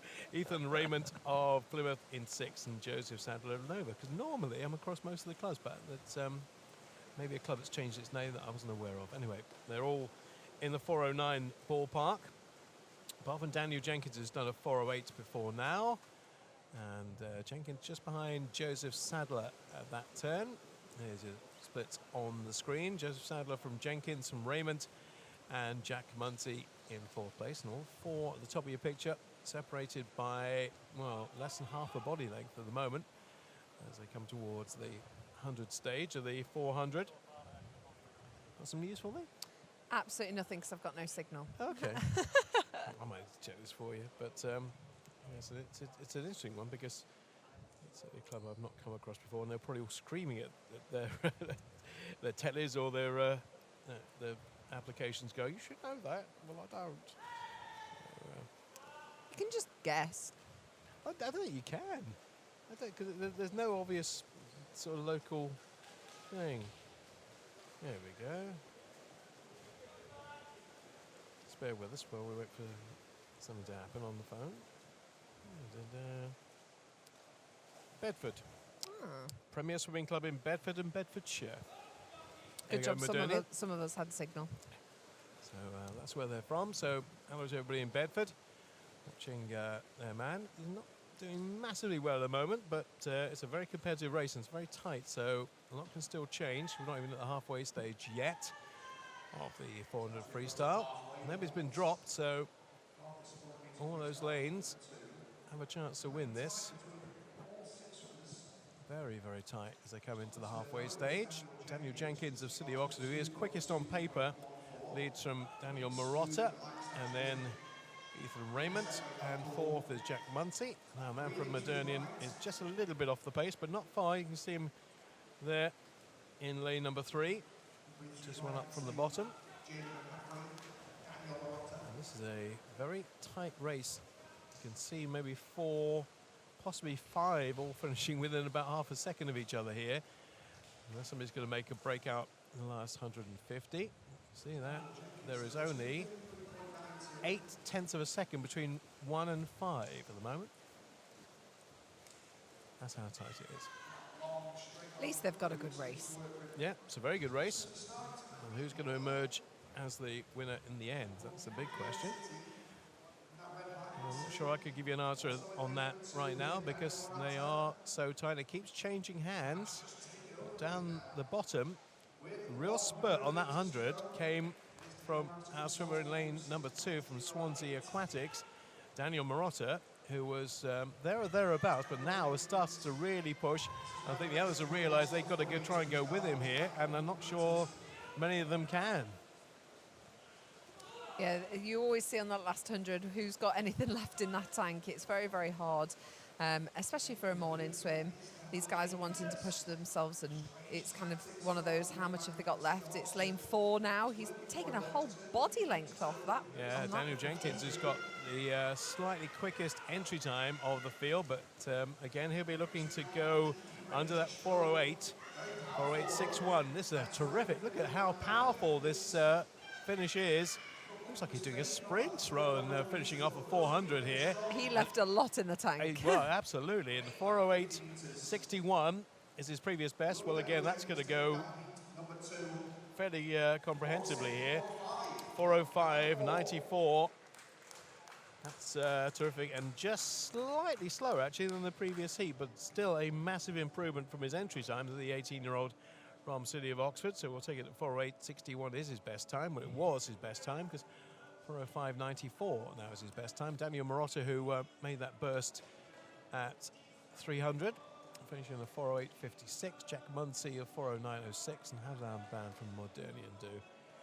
Jamie McCaffrey, yeah, not as quick as he's been. 4:12.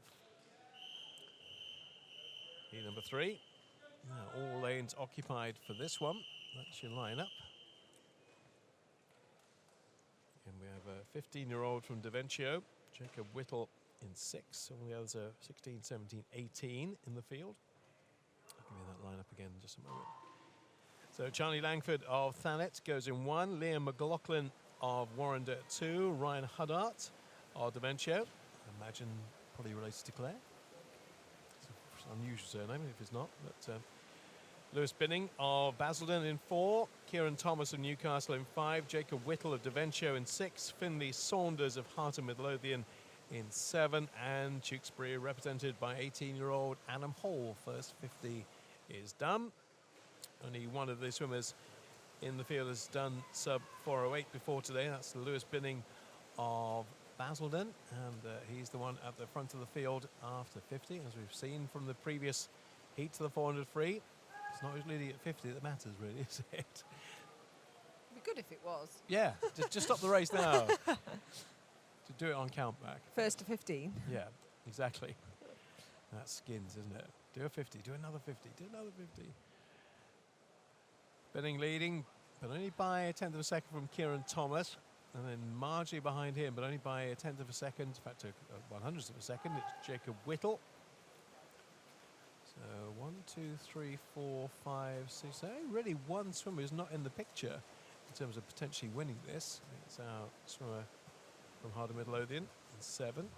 But everybody else, as you can see, probably about body length separating them at the turn. Not much more. 129, 129, 129, 130, 30.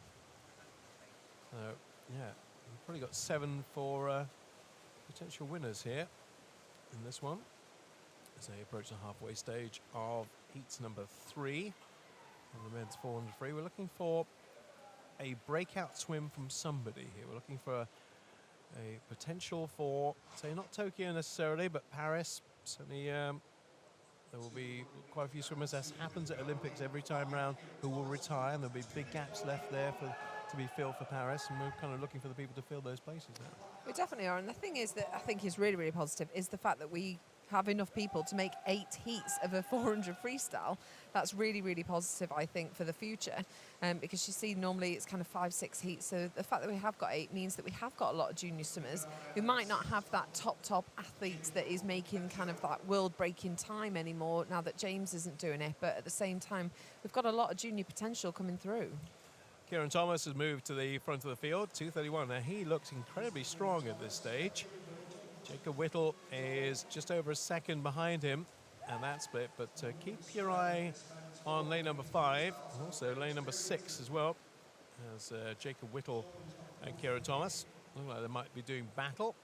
Far side of the pool is Tewkesbury's Adam Hall, but yeah, we're focusing in on the swimmer in lane number 5, Newcastle's Kieran Thomas. It's a real gutsy swim. I think it's one of those in the 400 is when do you make that break? When do you go? When do you push on? And sometimes you can go too soon, and sometimes, like we saw in the last heat, you can just leave it all to the last 50. But it's good for, obviously, Kieran here that he's just gone, you know what, I feel good. I'm going to push it on, see if the guys can come with me, and hope for the best. I think in Beijing you did it in the last 10. I think I did, recall. yeah. There's me looking at Joe Jackson thinking, it's Joe Jackson, who's that? Oh, it's Rebecca Adlington. Yeah, you forgot about me, Bob. I didn't forget about you. I was concentrating on Joe because I thought Joe was coming off the wall strongest. And all of a sudden you went, no, I'll take this. If that's all right with you. Don't worry about Pellegrini. Don't worry about these people. No, I'll take it. It'll be mine. I'm going to be greedy. And, Greedy? It was only my first one, Bob. Yeah, I know, but you knew you were going to take 2, so I'll take that one if that's all right with you. Finish of this heat, and Kieran Thomas gets there first in a 4:04.22. Great PB again. Yeah, indeed. They do some good things in Newcastle. And poor old Newcastle have had their problems because they had their pool taken away from them. Yeah, the 50-metre pool that obviously people under Ian Oliver years ago were training in, and then suddenly that wasn't available to them. So they're actually doing it against, we've got Nick Pyle coming through there as well. They're actually achieving brilliant things considering they don't really have the facilities they need. It's great to see it kind of coming back really strong. I mean, I remember when I was growing up that Newcastle was one of the really, really strong clubs. I mean, you had Chris Cook and Sue Rolfe before that. Yeah, that it's always been kind of one of the really, really strong kind of known clubs. So it's great that there's obviously a lot of young potential there. Yeah. Heat number 4. No, we're not quite there yet for the bigger names. They'll be up soon. But, as I mentioned, everybody's doing huge PBs here. Everybody moving massively in the right direction. All the winners are anyway. And it's good to see as we go through the lineup for Heat 4. Billy Pettit of Ellesmere rather. Adam Wilson of Newcastle, another one from that club. Ben Cope of Royal Wolverhampton. Jack Boswell of Northampton. Royal Wolverhampton represented by Daniel Johnson in 5, Ralph Munzer of City of St Albans, Daniel Ferguson of West Lothian, and Ewan Wilson of City of Salford. So we're looking at 17-year-olds, 18-year-olds in this one. Jack Boswell with the only sub 4:05 swim in the field in terms of entry time, 4:04.93. But we've had Kieran Thomas, of course, go faster than that in the previous heat. If you are just joining us, we have 4 more to go after this. And we'll see Stephen Milne, Tom Derbyshire go in 7, and Daniel Jervis and Jay Lelliott go in heat number 8. It was interesting yesterday talking to Chris Spice and Bill Furness, the performance coach and head coach of British Swimming, and we were actually talking about season's best, personal best times, and that at Olympic Games you don't tend to see a high amount of personal best times. In London there was only about 20% of the team that did personal best times. In Rio, and this is how much British Swimming have come on, 78% of the team all did personal best times in Rio, and that's fantastic. We're in such a great position that for these guys, this is all about focusing on those personal best times. It's all about that conversion that, yes, they want some fantastic PBs here, like we've already seen this morning, people taking huge chunks of their personal best time, but it's kind of like, right, stepping up here, doing that, but how can we improve it even more for the summer at the World Championships and then again next year, and kind of really converting that. That was a weird thing about 2012 because the trials were brilliant. Everybody was doing personal best, left, right and centre, and the expectancy levels then suddenly rose because of that. People going, oh, these people are swimming out of their skin, they're doing PBs. As you say, very few backed it up when the Olympics came round, and that was the problem. Everybody peaked in April, I think, that year, and didn't peak in August or July, August when it was needed. It was a very funny 4 years, I think, with the whole suit era, as we talk about, from Beijing Olympics to London Olympics. The suit era messed everything up a little bit. Yeah, Let's not lie. Well, you know, all those world records in Rome.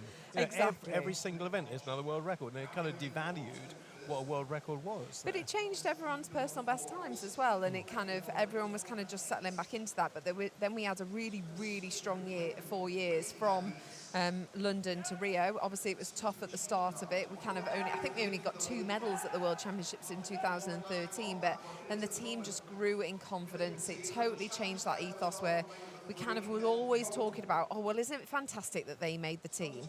Yeah, and it is, but at the same time, they've really changed that now. The mentality is now, how can I win a medal?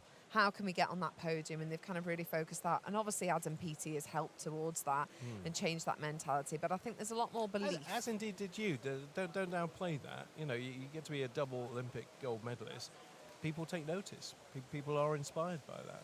Well, I think it's about these British guys having confidence in themselves that when they step up at the world stage, that they work just as hard as the rest of the world. Come on, guys, we just need that bit of belief. And we've seen that belief now on the team. And it's nice that some of these juniors can follow in that footsteps and see the likes of Adam Peaty walking around poolside. And you go, you know what? If Adam can do it, so can I. And that's what these juniors need to have. They need to have that mentality that anyone can be the next Adam Peaty if you work hard and you have that work ethic and that determination.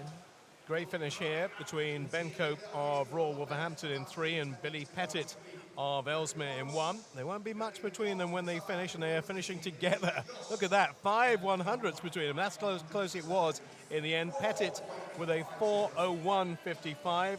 Well, his entry time is 4:06.80. I say was, because it isn't anymore. 4:01.55 compared to 4:06.50. And second place going to Billy Pettit. Billy Pettit who won that, by the way. And did Ben Cope get there first? No, Ben Cope got there first. Ben Cope got there just first, sorry, on the touch. 4:01.50. But again, they've both dropped 4 or 5 seconds off their personal best times. 18 years of age down to, the thing is, next step for them is to go sub 4. Yes, and that's a hard marker. Yeah.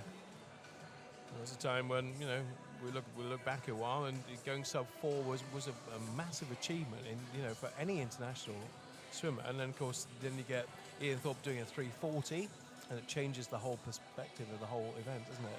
Going back a few years now, Bob. Well, that's still the world record.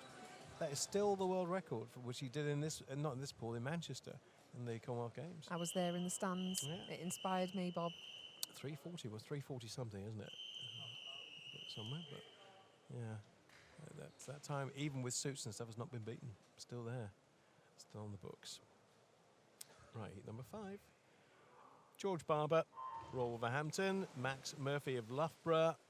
Harley Bentiez of Edinburgh University. Thomas Flower of Richmond Dale. Miles Robinson Young of City of Peterborough. Edward Mildred of Northampton. Thomas Beamer of City of Leicester. And Alexander Hindle of City of Birmingham. Yeah, I find it quite amazing in the 400 freestyle for men. Went through all that suit era, and Ian Thorpe was without the suit from 2002, still on the books. But he used to swim in one of those full ones where it was down to your arms, didn't he? Like he swam in the full thing that looked almost like a wetsuit.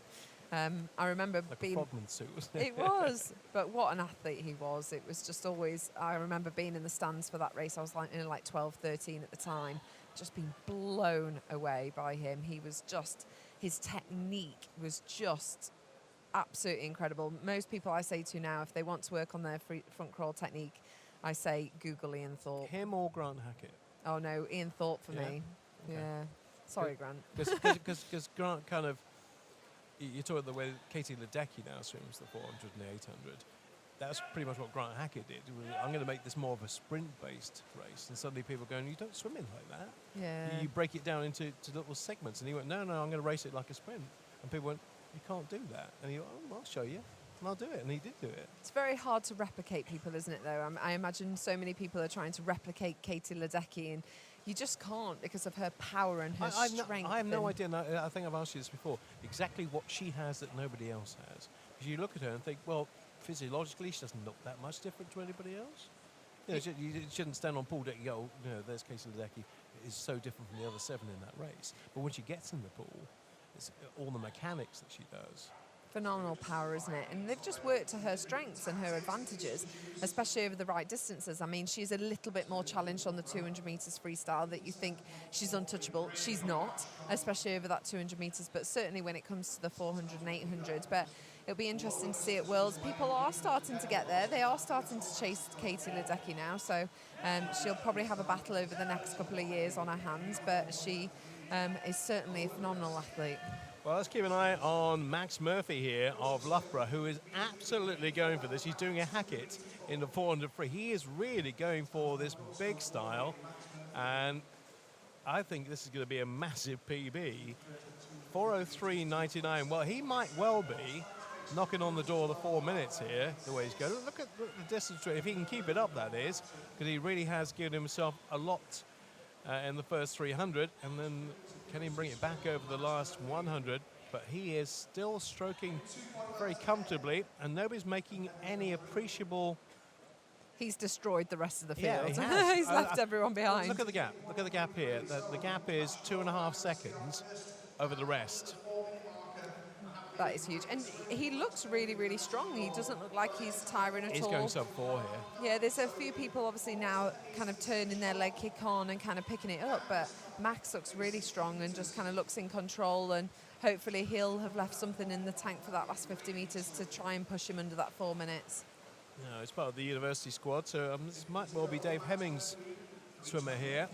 Max Murphy is, well, he's left everybody pretty much for dead. There's only really one swimmer is going anywhere near him, but you can see that gap has not appreciably come down. So the question is, how much can he get inside the 4 minute barrier? Because he is going to get inside 4 minutes.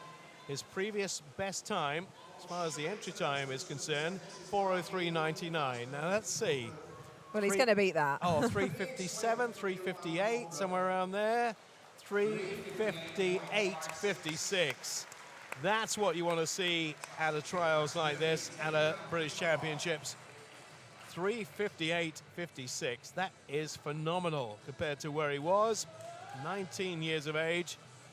No smile yet. There should be. He should be absolutely thrilled by that. 3:58.56.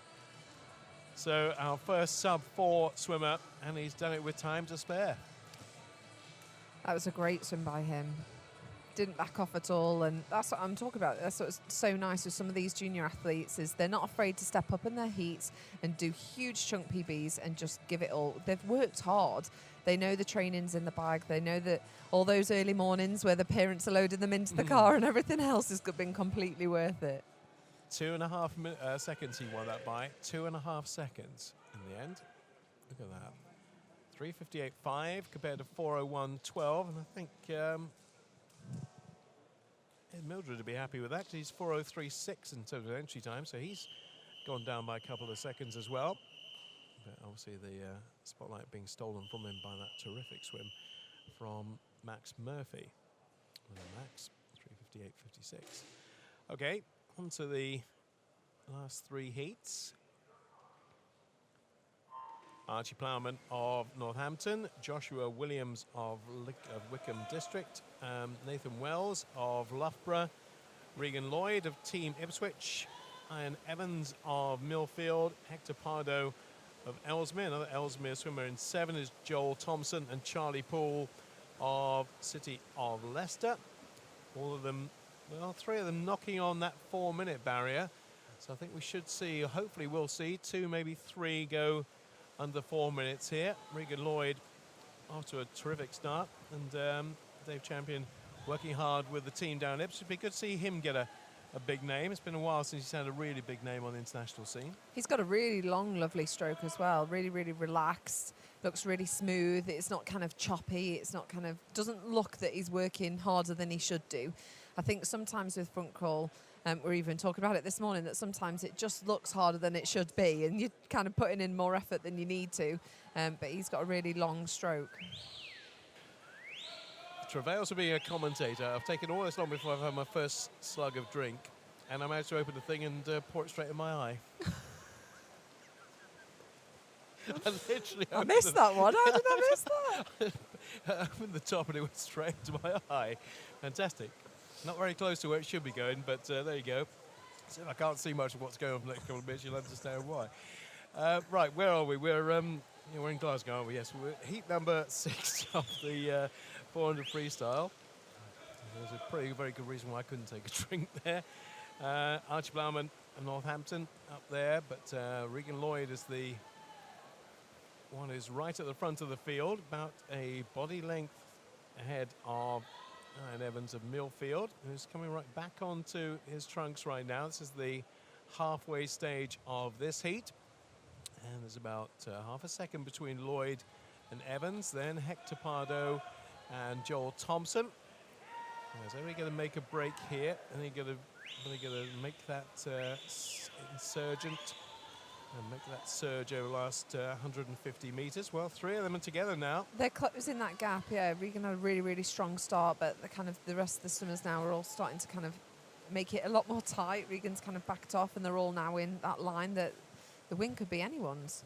And there is just 9 100ths between 1 and 3. And in terms of their entry time, there was only about 0.3 of a second between them anyway. We're going to see if anybody else is going to potentially join in the party here. Archie Plowman's working his way through. Joshua Williams next to him as well, but probably now lane number 6. Hector Pardo from Ellesmere just had the better 50 of the front 3, and probably about a body length advantage with 1 to go.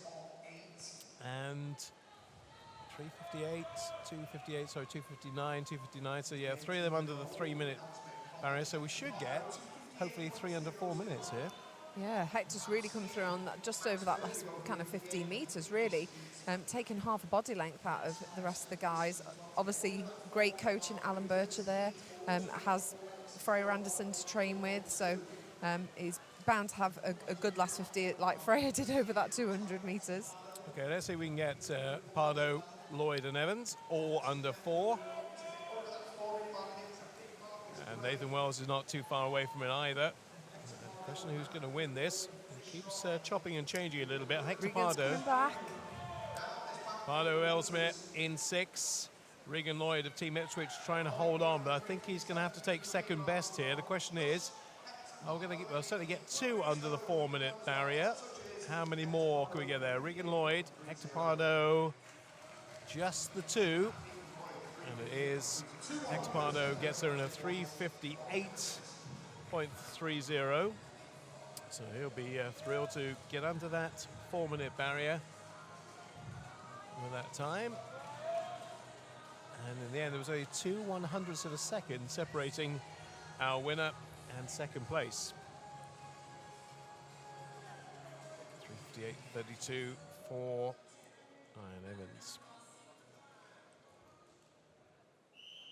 Penultimate heat of the 400 freestyle for men. Stephen Milne, Scotsman in 4. He has been under 350. He's entered the 350, but he has been quicker than that.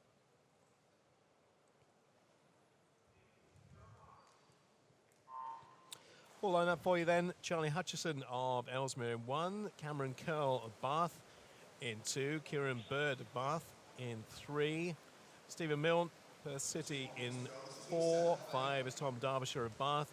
Carl Chisholm of Stockport Metro in 6. 7 is Sam Osborne of City of Birmingham, and Davencio's Ryan Reeder in 8. They all have been sub-4, so we expect all the field hopefully to go sub-4 here. And first 50, Cameron Curls had the best start. You'd expect Cameron to go out stronger, obviously with being a good 200 metres freestyle swimmer, that for him, he's going to want to use that easy speed that he has. We talk about easy speed the first 100 metres, where when you're a sprinter, you've just got this natural ability that it's just so easy and so smooth. The hurt does kick in eventually, but it's all about that easy speed down that first 100 metres. When do the legs really kick? When should you ideally start those legs kicking? To be fair, I think nowadays you do see a lot more. I certainly did a good strong leg kick all the way through, but just turning that kind of, I think men have this ability to change gear in their swimming. I think women find it a lot harder to just change gear like this and pick it up straight away, whereas I think the guys can just tap into that power and that strength a lot more and a lot easier, where they just go, oh, okay, I can go fast now.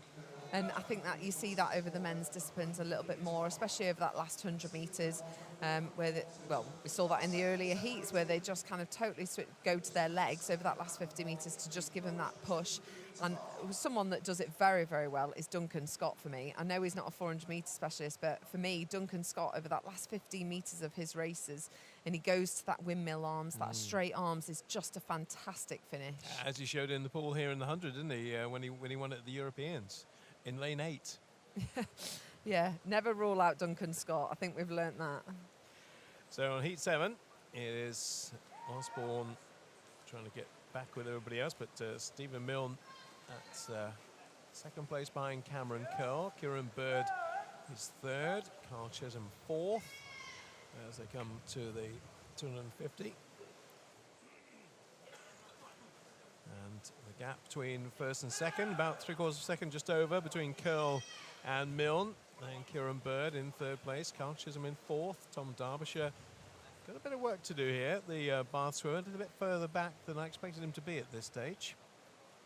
But he has got another 100 to go, but he's left himself a lot to do. It's kind of really hard on day one, isn't it? Because then you start to see which clubs are swimming well, who's swimming fast, and when you're kind of just trying to get in, and it's the worst when on day one you get in and you just feel heavy and you go, oh, I've got the whole week left and I don't feel great here. This is not a good start. Yeah, and in your 2 main events, you went from heats to final anyway. You didn't have a semi-final. In 400 and 800, you went straight through, so you didn't have a second chance. No. And obviously these guys don't have a second chance here because it is straight to final, but one of the people we expected to be in the mix, Tom Derbyshire, is just not right now.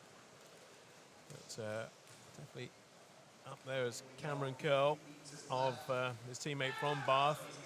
Stephen Milne now will put in a burst. We know he will. He's a very, very strong finisher. Kieran Bird's right in there too. There's 3 of them pretty close together. Now he's led pretty much all the way here, Cameron Curl. Is he going to get usurped just at the very end by Stephen Milne? And this is a terrific swim by Kieran Bird, entering on 3:53. It's going to be mighty tight between these 3. Who's going to get the touch? Just getting there. Stephen Milne with a 3:53.02. The top 3 separated by 0.3 of a second. In the end, 1, 2, 3 from 3:53.02 to 3:53.33. So Stephen Milne just snatching that one at the very end. Cameron Curl had done all the work for about 390 metres. And then Steve Milne says, no, that's mine, thank you. I'll just nick that. I think it's kind of one of those that with Stephen, he is a little bit more suited to the distance and Cameron's more suited to the 200. So that's what happens when you're next to a distance swimmer. They just don't die off. You can't shake them, and Cameron certainly couldn't shake them guys there. Still got to find a lot if they're going to get the first place time for the Worlds, though. And that stands at 3:45. That's a lot to find between the heats and the final. A lot. It's such a hard qualifying standard. There is a consideration time, but even that is only a second slower. Yeah, 3:46. So even so, that's a lot to do. But there are men in this field who can do it. William Riley of Bath University, Jacob Goodman of Millfield, Sam Budd of City of Sheffield is looking very good on the 1500. Let's see what we can do on the 400. Dan Jervis of Swansea, probably the favourite to win this. Jay Elliott, who's been working very hard, not doing the 8 at the moment. He's come down from the 15 to the 8 to the 4, really concentrating on the 4 in terms of freestyle now. He's also doing the 200 fly and some backstroke events here as well, so he's mixing up his programme. Makes the week interesting for him at least. Yeah, so I've never seen him do the 200 fly before, I don't think. But he is doing that here. But obviously his main consideration is the 400 free. And I'll tell you what, not hanging around is Dan Jervis here. Dan Jervis saying, right, okay, I'm going to dominate this race. I'm going to dictate this race. And if you want to come with me, you come with me. But it's me you got to catch. And he already has opened up about a second advantage over Jacob Goodman.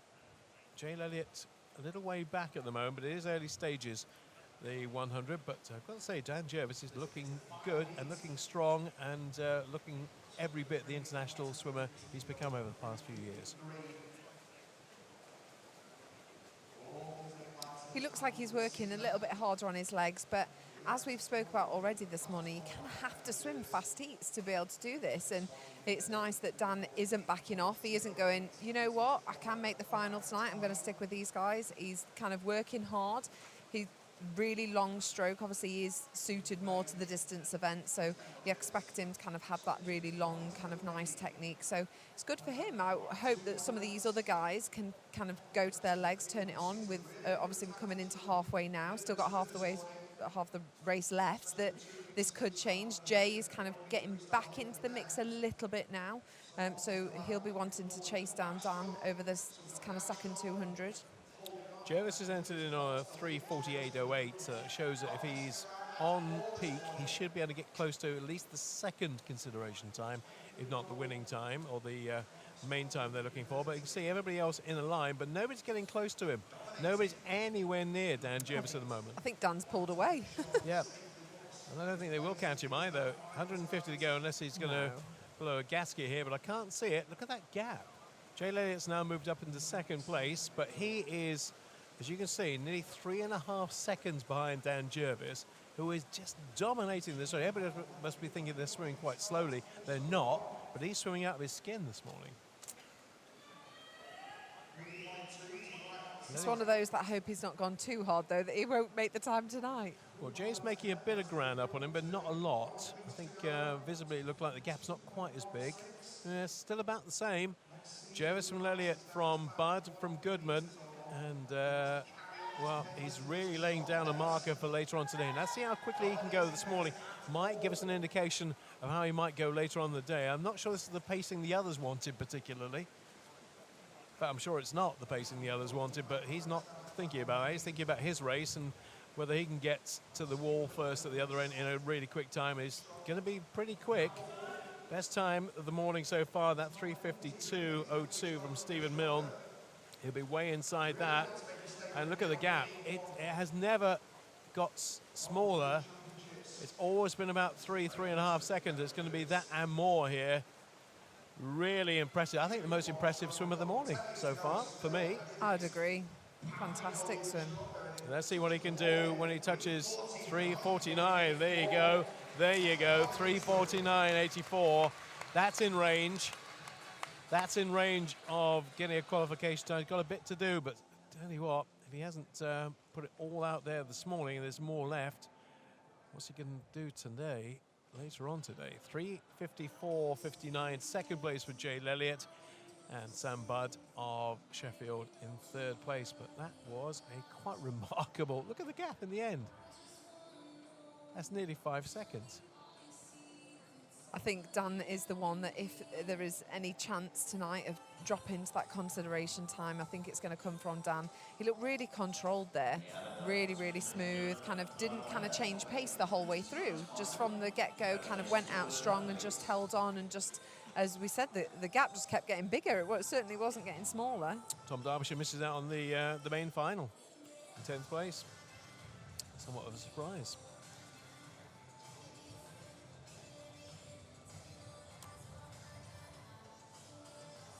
Right, up next is the women's 400 metres individual medley, and we should put a caveat in here about Hannah Miley and her travails, because the last has been quite tough for her. Yeah, she had ankle surgery at the end of last year, and I follow Hannah on social media, as I'm sure many people do, and seeing some of the stuff that she's doing, it just never ceases to amaze me with Hannah. She just kept training the whole time, even with her ankle in a boot. She was doing things where she was dangling over the side of the pool side just to get her arms working, because obviously she couldn't go in the pool, but obviously it massively affects you. She's had surgery. That's a huge thing. That's a hell of a lot of rehab that she's had to do. I think for her here, it's just a case of see what she's got. She posted yesterday saying that she's just looking forward to racing, and Hannah's always been one of those that she does.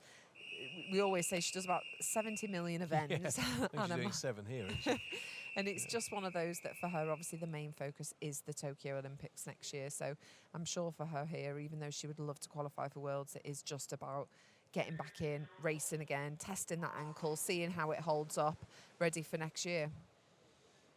Again, talking about events that maybe have not moved on quite as much as we expected them to. This is another one, I'm not just talking about in Britain, but worldwide, with a couple of exceptions. You know, the rest of the world's pretty much stuck around that 4:32, 4:33 mark. Hasn't really moved much. No, it hasn't, and it's been one of those that's kind of been interesting to see, because there has been a few names floating about there. Your Abby Woods that we've talked about, and Amy Wilmot last year at Commonwealth Games, a fantastic swim. I think Amy was a little bit shaken up yesterday when we saw her. She had a little car accident, bless her, so hopefully she's not feeling the... Yeah, she didn't swim earlier on today. She was entered for another event, 200 free, I think. Yeah, it probably shook her up a little bit whenever you have a little bit of a knock, so I really hope she's okay, and she's kind of obviously going to be swimming in Heat 6, so hopefully see what she's got in the bag, as obviously Worlds are definitely going to be in her sights. Of course, you made a big point about no funding now. Of course, it's very tough. It's very tight for people who maybe drop off the radar a little bit. Then you're having to do everything yourself. You have to pay for everything. There's no expenses. There's nothing that you can do with it. It's quite tough to have all that and have kind of no income, no money coming in at all. Very tough, and I think that's where the biggest shout out to parents goes out to, because your parents have to be everything. Your support, your doctors, your physios, your nutritionists, your motivators, and your bank. They are. And parents out there that are funding kids, obviously swimming. The Bank of Adlington. The bank of any parents, any mum and dad. It's tough, isn't it? I mean, swimming is a relatively, I would say, cheaper sport than other things. You've not got a massive amount of equipment. You're not buying £1,000 bikes or anything like that. But at the same time, it's certainly not a cheap sport when you're travelling up and down the country, going to competitions, living cost food. It's probably the most antisocial sport in terms of the times you're having to do stuff as well. Scraping ice off the car in December.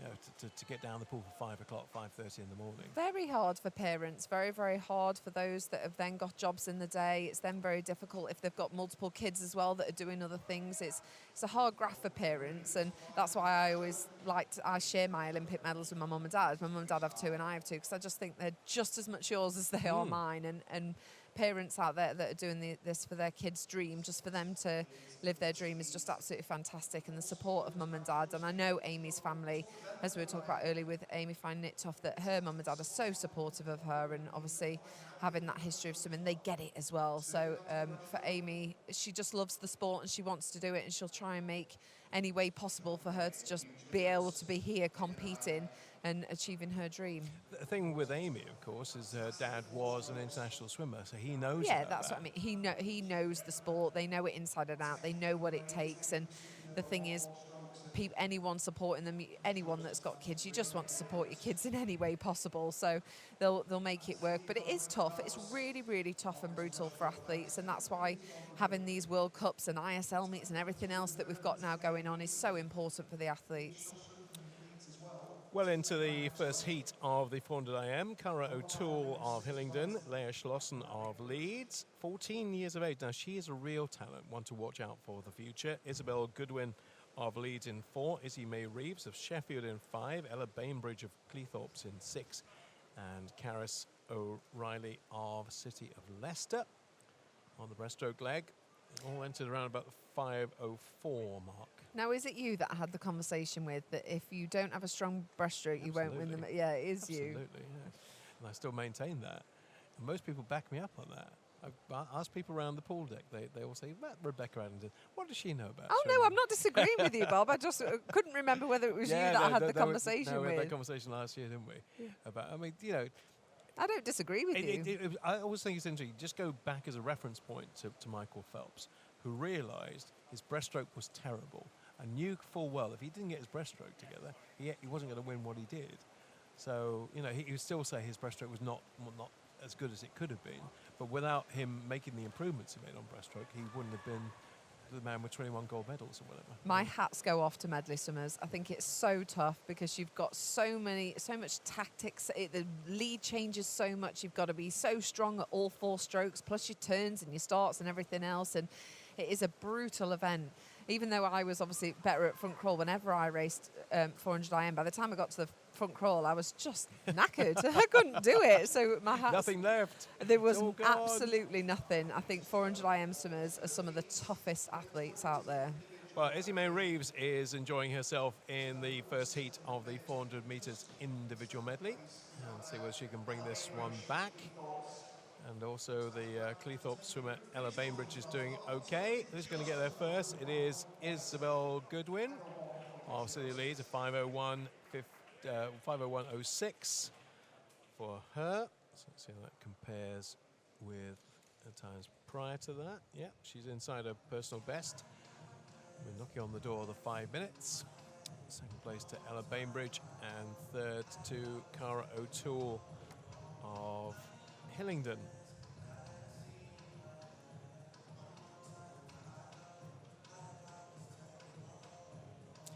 I think we talked about this before, is when you select what you're going to do in your swimming career, when you realise you have talent and your coach realises you have talent, identifying what you're going to be good at and what would suit your stroke and maybe suit your personality. I suppose if you're an IM swimmer, it covers all bases, isn't it? See, I don't think you select it. It selects you. I think you naturally go into where you fit. Didn't Mel turn Adam into a breaststroker, though? I think there is specific cases, but I think most people, I think as a junior, you just race. You race everything. Like, they throw you into everything, and I think it just ends up being then naturally what you make the qualifying times for, what you make nationals for, and I think it then just develops into, like I did freestyle and butterfly. My very first European juniors was for 200 butterfly and 800 meters freestyle, but I just then became more naturally good at the 800. I didn't choose it. It's a body frame thing as well, isn't it? If you're tall or quite lanky, then you're a freestyler. I was not lanky, Bob. I don't think I've ever been described as lanky, but yeah, it's what I haven't. But yeah, I think it's one of those that I think nowadays as well, that you see different frames. I think you see really tall people. You would look at Freya and I would go, oh, put her on the 800, but she's not suited to that. She's more of a sprinter. I think you look at... You don't see too many short world-class freestylers, though, do you? I don't think you see many short swimmers in general. Yeah, We're not a short bit. breed. Butterfly a bit.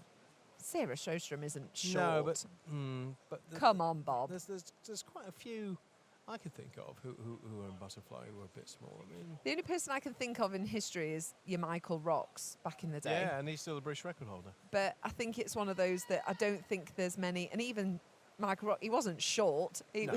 but I think it is a very, very tall sport. You look around, I mean, Joe Jackson was over 6 foot. You see most of the girls. Freya must be over 6 Yeah, foot. but we are talking freestylers here. Yeah. I think other ones maybe you can get away with being a little bit shorter. It's not basketball. To be fair, Hannah Miley is probably one of the shorter swimmers. And again, she's not short, but she is compared to the swimming world. Most of the guys are kind of over 6'2", I would say. Look at Mark Foster. Mark Foster's 6'7" or something daft. Adam Peaty's not short. Ian Thorpe. We're not a short breed, are we? No, this is true. Very true. Not quite sure where I was going with that one, but there you go. Heat number 2 of the 400 metres individual medley. Macy Thornton of Brighton is in 1. Abby Bowden of Kingston upon Hull in 2. Sophie Freeman, Plymouth Leander, who's going very strongly there in lane 3. 4, Olivia Heron of Stockport Metro. Amy Corcoran of Kingston upon Hull. Kiddiest Hodgson of City of Leeds in 6. Emma Dixon of City of Manchester Aquatics 7. And Ellie Riley of Heart of Midlothian. And that's a big gap for Sophie Freeman here, the 15-year-old from Plymouth Leander. But how's her breaststroke? Well, this is the question. Let's see whether people start to catch her. We're already catching her a little bit. Here's Maisie Thornton. She's obviously got a decent breaststroke from Brighton down below us. And that gap, which was 3 seconds, is not going to be anywhere near 3 seconds when they come to the end of this 50. Well, we saw Olivia from Stockport Metro, who's in lane 4, do the 50 metres breaststroke earlier. So we know she's got a strong breaststroke. So it'd be interesting to see what these other two... It looks like the gap's closing slightly. Yeah, the halfway stage, big gap of about 3.5. It's down to about 2 now between Sophie Freeman, Maisie Thornton in the outside lane, Olivia Heron, Amy Corcoran, Ellie Riley in that order. And see, it just bunches up, doesn't it? You know, for what was pretty much a procession at 200, now you can see everybody just bunching up. It kind of evens the playing field a little bit. It's almost like it's suddenly attaching lead weights to your feet. This was me on breaststroke. I'd go from like first to last.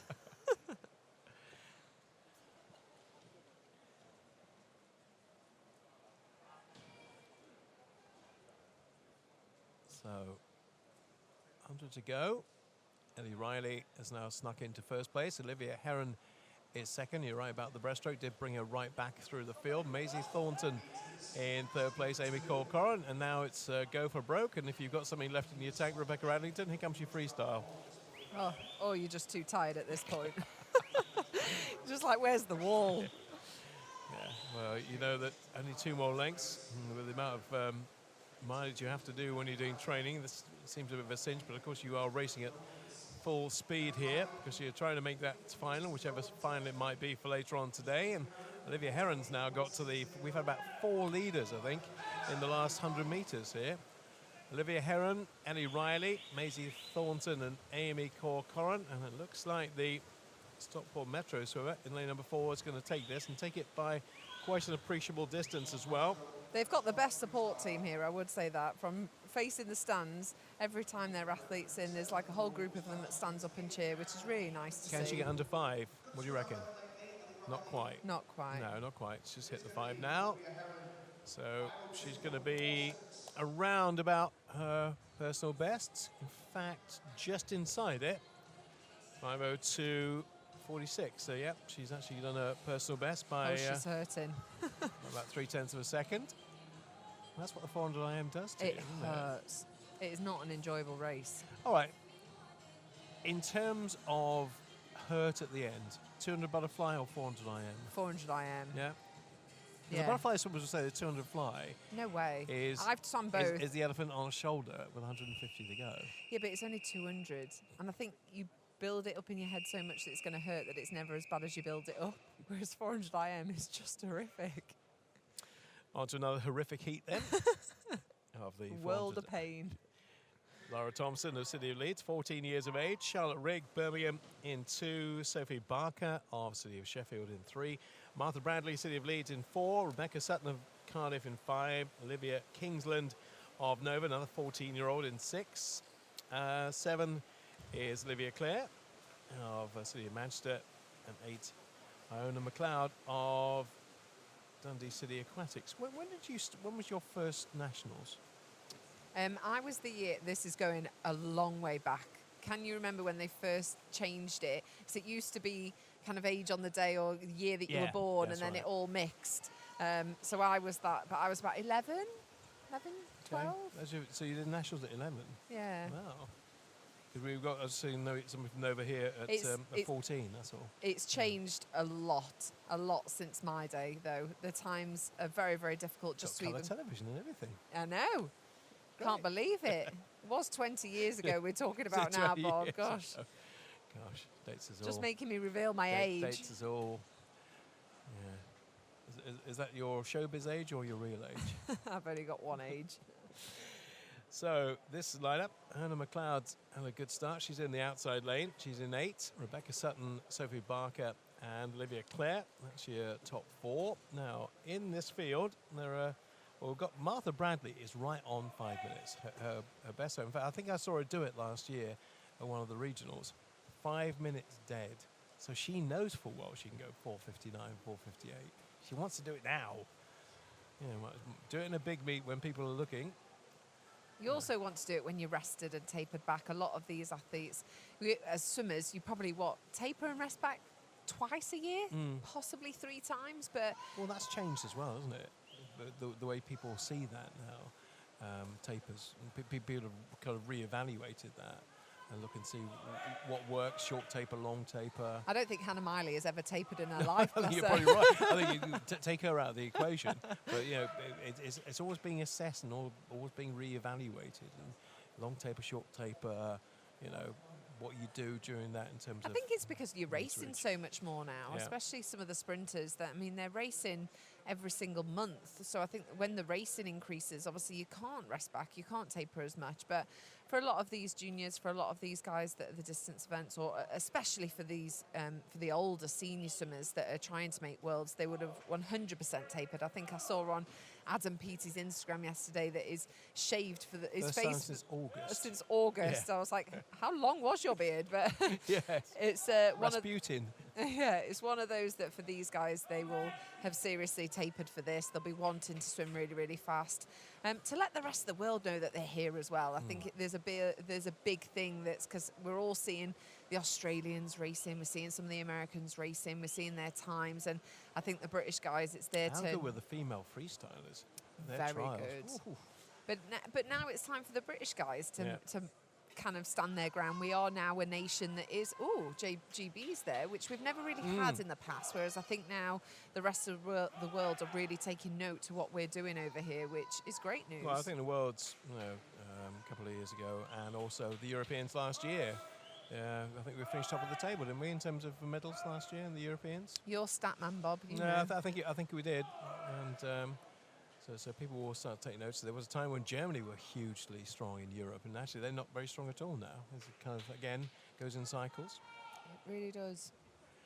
And this race has changed complexion completely because the early pace was being set by Hannah McLeod of Dundee, but she is right back in the field now because Charlotte Rigg with the breaststroke has taken over. She's now on to a front crawl, but this is not a gimme by any means because Laura Thompson of City Leeds, the 14-year-old, remember, got 2 14-year-olds in this field, and one 14-year-old might well win this. Laura Thompson entered on a 5:02. Now, if she can keep this going, this will be a remarkable swim from the 14-year-old from Leeds. Who is she in the lead? Well, it's very tight between those two at the top.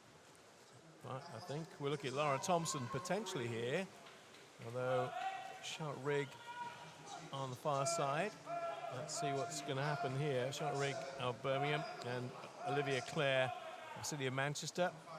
Yeah, it looks like it's going to be the City of Manchester swimmers probably going to get there just about in front, or is she? Or is the 14-year-old just going to usurp it? Yeah, it's going to be a win for Olivia Clare. She has gone sub 5 minutes for the very first time. Well done to her with a 4:59. Such a great marker to break, isn't that? You don't care what it is, even if it was for 59.99, No, it's you're right. like, you don't care. Absolutely, and that's where Martha Bradley be a bit upset because she was nowhere near her 5 minutes there. And we do have somebody under 5 minutes at last as we move on to the cyclically seeded heats. And Betsy's back. Yes, Betsy. Betsy's back, and she's the fastest in this heat as well. That's a tough programme, though. 200 free and backing it up with Yeah. a 400 IM. Oof.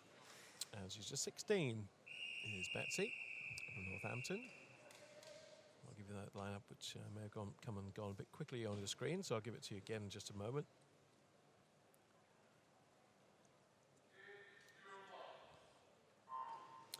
Elizabeth Kingham of City of Birmingham is in 1. Caitlin Mackay of Wickham District in 2. Ellie Turner of Carnegie in 3. Betsy Wizard back again from Northampton in 4. Yvonne Brown of East Kilbride in 5. Gaia Alcaraz of Aberdeen in 6. Tilly Hanson-Hamilton of Guildford in 7. And Abigail Miles of City of Sheffield. Now, all of these swimmers have been sub 5 minutes. We're looking to try and get down to the low 450s if they possibly can. And Betsy's leading at the first 50 of the butterfly. Ellie Turner in 2nd and Yvonne Brown in 3rd place. And of course, yet to come, Hannah Miley in heat number 5, Amy Wilmot and Abby Wood in heat number 6.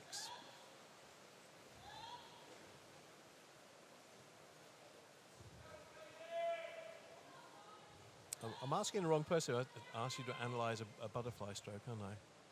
I could do, but you're going to look at me and go, what?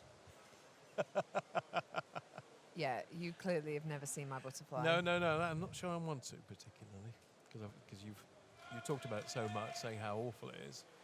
I don't think it's like to be as awful as you think it is. Oh, I once trained in Australia, and with Eamon Sullivan, the famous sprinter, and he once turned around to me in training and said, "Beck, an angel dies every time you do butterfly." I thought that was a little bit brutal. Oh, lovely. But yeah, that's how bad it is. Most people think What's wrong with it? Most people think I look like a dinosaur or like an albatross. I'm like a bit all over the place. Well, My timing is awful. So you went up and down but not forward? Is that what you're saying? Pretty much. Okay. And I breathed to the side as well, so my timing was just all a bit out. It just wasn't pretty, Bob. If we get in the pool this week, I'll show you. Reminds me of the way Rebecca Sony finished on her breaststroke in Beijing. Just going up and down, not going forward. Help. Onto the backstroke here. And there's what? About 5 or pretty close, 6 actually. Separated by about a body length and a half. But this is where the race really comes to life. Somebody lights the blue touch paper and onto the breaststroke they go. 2:21, 2:21, 2:21. 3 of them together, separated by 11 100ths of a second. And a couple of 2:22s. But somebody will take advantage of a strong breaststroke here. Potentially, it could be the swimmer at the bottom of your picture. That is Elizabeth Kingham, our City of Birmingham, who's having a very good breaststroke leg. Entered in our 4:58.73, and of course Birmingham's going to get its own 50-metre pool before long, which is great news because of the Commonwealth Games in 2022. I think I read somewhere that it's about a 60 million complex, isn't it? That's They're right. building for it, and that it's going to be a community pool after, which is absolutely fantastic for that local area to have that on your doorstep. I still love going back to the Aquatic Centre in London. It is got such an emotional connection, but also it's a fantastic pool. So it'd be great to have one of those in Birmingham too. Yeah, looking forward to that. And, no, Second City should have a 50-metre pool. It's just ridiculous it's not got one. Coventry's got one, and areas around Birmingham have got one, but they've had to wait a long time. I know they've been battling for years to try and get a 50-metre pool in Birmingham, but land is obviously precious and difficult to get, and they're very expensive to build, and we know all the reasons why it can't happen. But Derby's got one now, and places like that, you think, well, Birmingham should have one.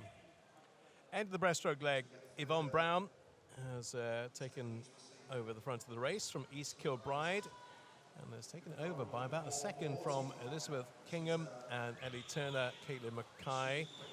But again, I'm keeping an eye on City of Birmingham swimmer. Had a decent breaststroke leg, but is having an even better freestyle leg, as they're starting to just be bunching up a little bit, but maybe because she's closest to our camera. It is Elizabeth Kingham of Birmingham is catching my eye. She's also almost within touching distance of our commentary position. Here she comes turning over now with 50 to go. Leading by about 1.7 seconds. And so she's entered in on a 4:58, so she'll be looking to get sizably inside that if she can. They're coming back to her. They're not actually coming back to her at all. She's holding on to that lead, and it's a sizable one too. There's 3 or 4 of them all in a line behind, but the young Birmingham swimmer is having a terrific swim here. 4:58 before today, 4:56 maybe. Yeah, 4:56.30. Great swim. for the 17-year-old. So that's a sizable move in the right direction for her. Second went to Caitlin Mackay of Wickham District, and third to Ellie Turner of Carnegie. Weirdly, the 1 to 8 virtually went from 1 to 8 in terms of lane order as well this time. So we have 4 and Betsy there under 5. Has she been under 5 before? I think she has, yeah. Yeah, 4:56, so not quite. But as you said, she swam a hard 200 free earlier, so chances are she's probably not feeling in peak condition going into that. Now, we'll see what Hannah Miley can do. No great expectations from her or indeed her dad, who is her coach, of course. But she does now have, well, she hadn't had for all those years, a 50-metre facility in Aberdeen to train in. And I suppose it's annoying from her point of view that, you know, she, in a kind of way, she's had a year wasted, where she had all those years when she was training at that tiny pool in Geary. And now, here's your 50-metre pool. Oh, I can't train in it because I've got, you know, my injury. I think, though, for Hannah, I think it's been really nice because that's been part of Hannah's journey, is kind of that how tough it was, and that she really kind of didn't have amazing facilities. And actually, the fact that she's achieved what she has in her career, despite not having those things, has made her more of a tougher athlete.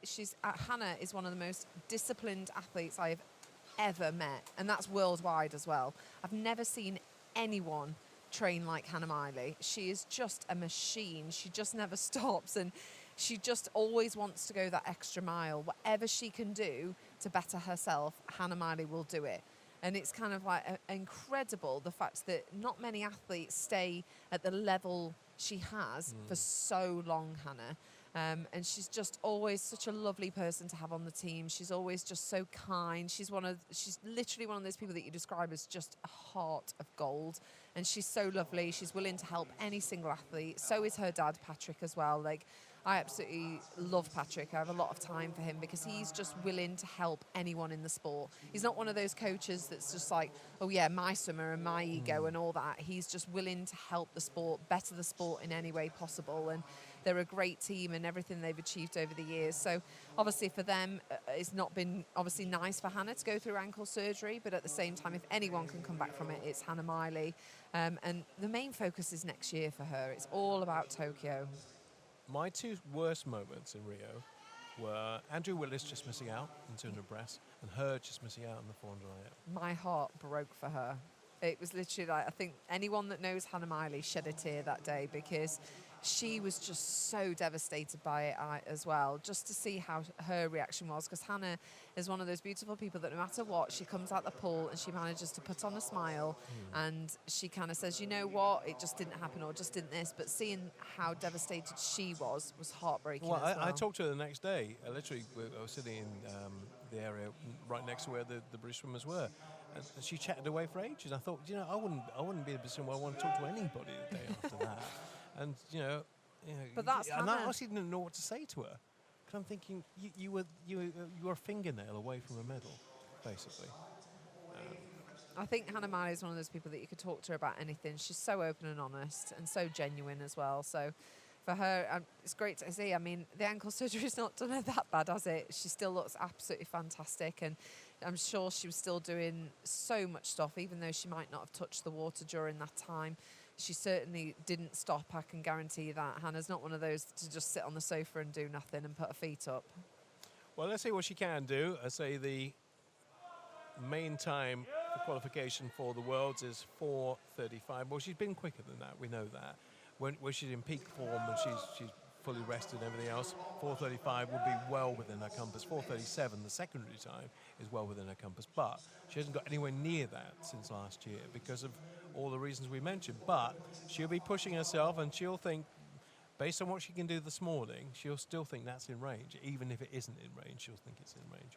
Yeah, I think for Hannah, she's probably not overthinking it. I think she's spoken about the fact that she's just loving racing, that she's kind of not focusing in on she's not putting that pressure on herself. Obviously it'll be in the back of her mind, but I think for her, she'll just be so grateful to be getting in and racing, because when she was having surgery 7-8 months ago, she wasn't even thinking she'd probably be here. So for her, I'm sure it's just a lovely addition. And I mean, she's miles ahead of the rest of the field. Obviously, that breaststroke leg, her being so strong at breaststroke helped her, but she just looks so in control and so smooth here that for her, I'm sure she's just more than happy to be racing up here in Scotland this week. So she's going to be inside 4:45, which is kind of, I think, what Patrick was looking at. I think she could get around about in the 4:40s, low 4:40s. Well, job done. Yeah, I mean, she's not going to be far outside I think inside 4:45 actually. This considering all that she's been through and all the trouble and the travails that she's had since, if she's inside 4:45 here, and she will be, then that's pretty good. She's right on it actually. 4:45.19, yeah. 4:45.19, the winning time for Hannah Miley, which I say, compared to the time that she has. She's not even out of breath. No. Well, which has got to be a good indication for later on. Well, she's got to find 10 seconds tonight. The consideration time obviously allows her to go to that 37, but I'm pretty sure for Hannah, she's kind of not thinking that she's going to go smile. in there. Good And to see the smile back, isn't it? Really good to see the smile back. And, she is Smiley Miley for a reason. She's always happy. She doesn't go quite as red-faced these days, I noticed. I don't know whether... Do you know what? I can't imagine Hannah angry. I can't imagine her getting annoyed. No, but the other thing, when as you know, when she swam, not so much these days, but she would be bright red when she finished. We're in Scotland, it's cold, Bob. Yeah, but she's always been in. Doesn't look like she's quite as red-faced here, but yeah, she's over the years managed to get that sorted. On to the final heat of the 400 IM for women. This is the lineup for you. Amber Keegan of City of Sheffield, Amelia Morn of City of Peterborough, Orla Adams of Aberdeen Performance, Amy Wilmot of University of Stirling these days. She's a bit of a ride, and she from being in the northeast to being down in London to being back in Scotland, and she's moved around quite a bit in the last 6 years. Abby Wood of Loughborough, Katie Shanahan of Glasgow, 15-year-old, Lily Booker of Millfield in 7th, and Erin Davis of Birmingham is in lane 8, and Abby Wood is leading after the first 50. Katie as well was in the 200 freestyle, so for quite a few of these girls, they've had a very busy morning, a very tiring morning. Yeah, and Amy will be hoping, a 4:34 is her entry time, 4:34.90, and of course she does 4:34.90 tonight. She'll get the first place qualification time for South Korea in July. But Abby Wood is the swimmer who's looking best at the moment. The Loughborough swimmer entered on a 4:40. I think there's a lot of people who believe she can go quite a bit quicker than that. And, but Amy Wilmot's best part of the race comes at the back end. Amy's one of those that she's got a great 200 fly as well. She's kind of really consistent across all 4 strokes. But yeah, she does tend to obviously break through on that breaststroke and especially that front crawl as well. She's got a really strong freestyle at the back end. So, but she is very good at all 4, I think, Amy. It's very hard to say which is her worst, really. Probably the backstroke. Well, she'll have that done fairly soon. Amy Wilmot leading, but only just. You can see by 1/100ths from Abby Wood. And then Amber Keegan of City of Sheffield.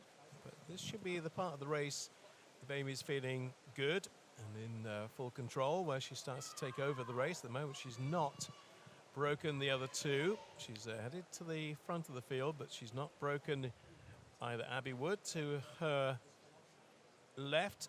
She will be when she goes onto her front again. Or indeed Amber Keegan of City of Sheffield entered in on a 4:54, so she'll be hoping to make a massive improvement. Amber Keegan's moved up into 2nd place now on that turn. Amber Keegan's breaststroke looks particularly good.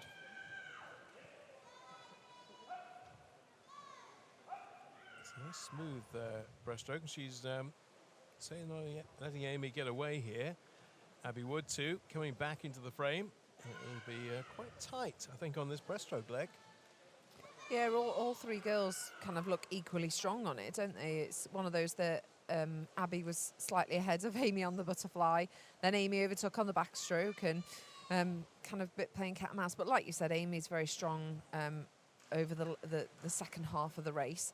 And she'll be wanting to put in that win as well. Amy's always one of those that she kind of never gives up. She won't kind of back off. She'll swim right to the very end, and she'll be wanting to get a hand on the wall first.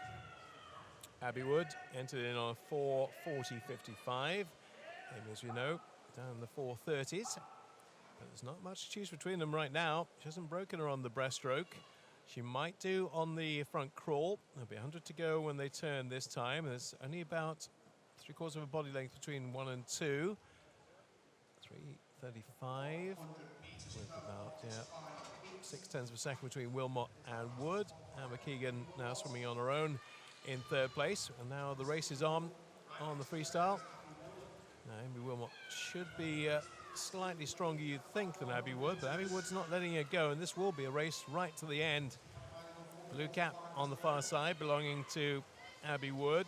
Black cap of Amy Wilmot. That's Abby Wood, looks the stronger of the two. Abby looks really, really strong. I think we're used to seeing Hannah and Amy be like this, that it's nice that Abby is coming through, and she looks really strong over the front crawl. No, I think Amy Wilmot might have to give second best here to Abby Wood.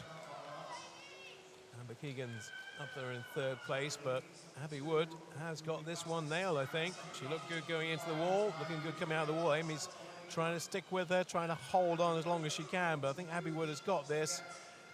Question is, what kind of time can she get?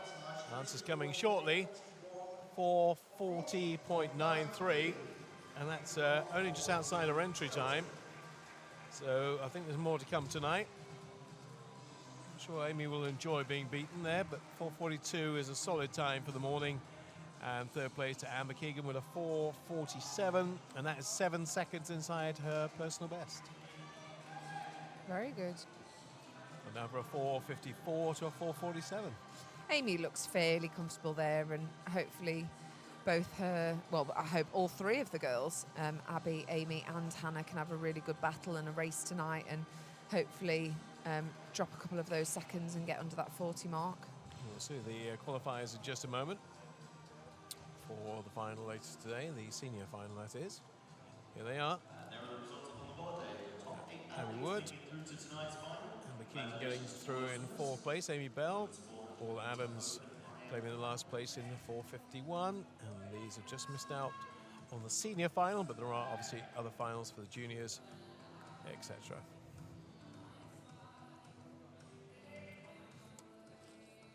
Okay, excitement levels in the commentary box raise a little bit as we get to the 100 breaststroke. It is, I think, our strongest event at the moment, because with Wilby now and with Adam, I think, and also Ross, Ross Murdoch not to be left out of the equation. And Craig Benson. We have 4 swimmers here who consistently go 59 or below. And you think, well, how many other countries have 4 breaststrokers who do 59 or below? We should come up with a 4x1 breaststroke That'd be relay. fantastic. We'd win it. We would win it. Don't it's too much down, because honestly, I don't know. I can't think of any country that could come up with 4 breaststrokers who do 59s or less on a regular basis. Anyway, first heat of the 100 breaststroke. Campbell Stephen of City of Derby, Hayden Woolley of Plymouth Leander, 2 Ellesmere swimmers, George Smith and James Bilbao, Joe Lang of Maidenhead, Bryn Kusa of Bishop Stortford, Thomas Cannon, Inverclyde, and Dimitros Tassialos of Millfield. Sorry, Dimitrios, it's about the closest I could get sight unseen on that one. First 50 completed. Joel Lang leading from James Bilbao, and Bryn Kusa in 3rd place. 30.41 the split. All around 67, 68 in terms of their entry times, which is the kind of time we expect a women's 100 breast to be. Senior, that is. I say brutal there, Bob. Yeah, they're young. 15, 16, 17, 18 in this case. Our leader is in lane 4, James Bilbao of Ellesmere, and he is lane 5. 18. You're right, sorry, 5. Yeah, it is lane 5. And Joe Lang will get there first. And a time of 1:06.26. So, yeah, that's a big improvement according to his entry time. 1:06.26 from 1:07.96. I think they pretty much all made improvements there. Looking down the list. So It's not really morning anymore, is it? No, no. That they're fresh. We're 20 past 12, so we've slipped into the afternoon now. But 6:26. Joel Lang's winning time for Maidenhead. Now on to heat 2. Lewis Edwards Pratt of Plymouth, Charlie Trotman of Guildford, Yaden Vulietz of Plymouth Leander, Ben Fannon of Plymouth, Matthew Garrity of Inverclyde, Sam van der Stroom of Mount Kelly, Greg Fairburn of Bells Hill, and Joseph Moore of Harrogate. All again in the 67 mid-range. Lane 4, Ben Fannon of Plymouth has had a very good first 50 and will probably be leading by about half a body length maybe as they come into the turn. Let's see what kind of time he can do in the first 50. 30.56 for Fannon, and it's Jaden Villiers and Lewis Edwards Pratt in third place. Would expect, I think, the Plymouth Leander swimmer to keep it going, but he's got pressure coming from his teammate. And coming strongly also in 2 is Charlie Trotman of Guildford.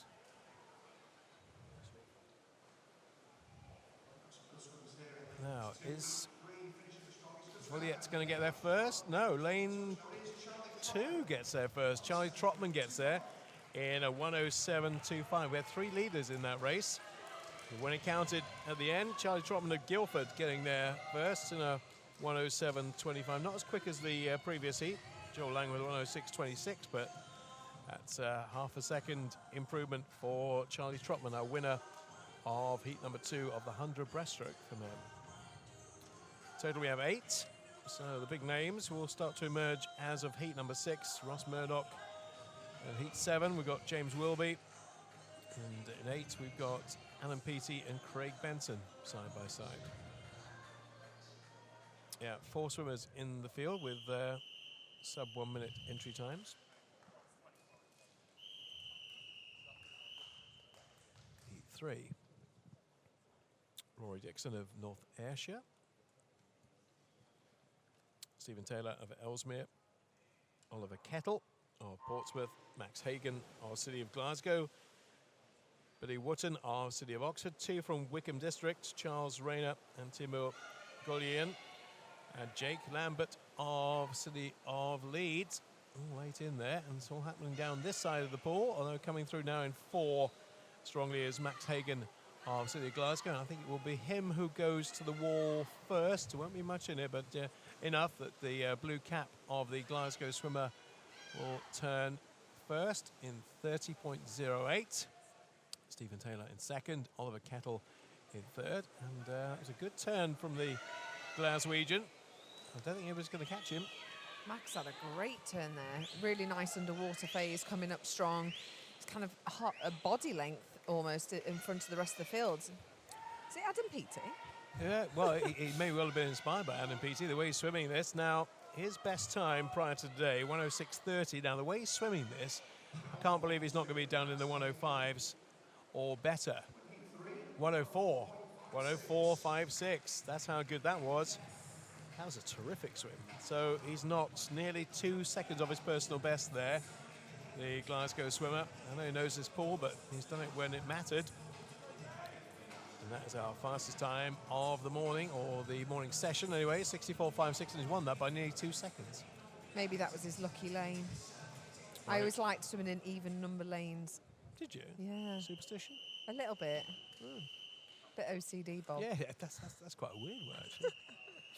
Do you have to go to the organiser? No, I can't do that lane, sorry. Oh, no, of course, but I'd always get in certain lanes for, like, warm-up and Did you actually things. swim to try and work? It's difficult. No, you can't. no. Well, no, if you get in the last heat, you probably could to a certain extent. You go, right, if I swim that time, I'll be in that lane. No, I'm just got a thing about even numbers. I'm a strange one. I should say no more. Heat number 4, Jason Robson of York City, Toby Arnold of Deventio, William Ellington of Millfield, David Bloomfield of Loughborough, Joshua Pemberton of Deventio, Adam Metcalf of Ellesmere, Alexander Boyd of Thanet, and John Keane of West Lothian. That takes us to the 50 turn. Two going into the wall together. Adam Metcalf the first to go sub 30 on the first 50. And David Bloomfield in second place. Toby Allen in third. This will be probably a slightly more competitive race than the previous one. Having said that, the swimmer in lane number 6, Adam Metcalf, is really going for this. But as he goes for it, so too does David Bloomfield. The Loughborough and Ellesmere swimmers going side by side, head to head. And a few others joining as well. But is it going to be 4? Is it going to be 6? I think the money would be on David Bloomfield of Loughborough right now to get to the wall first. And he does in 104.68. And again, first time he's been sub 105. And he's taken nearly a second off his personal best there.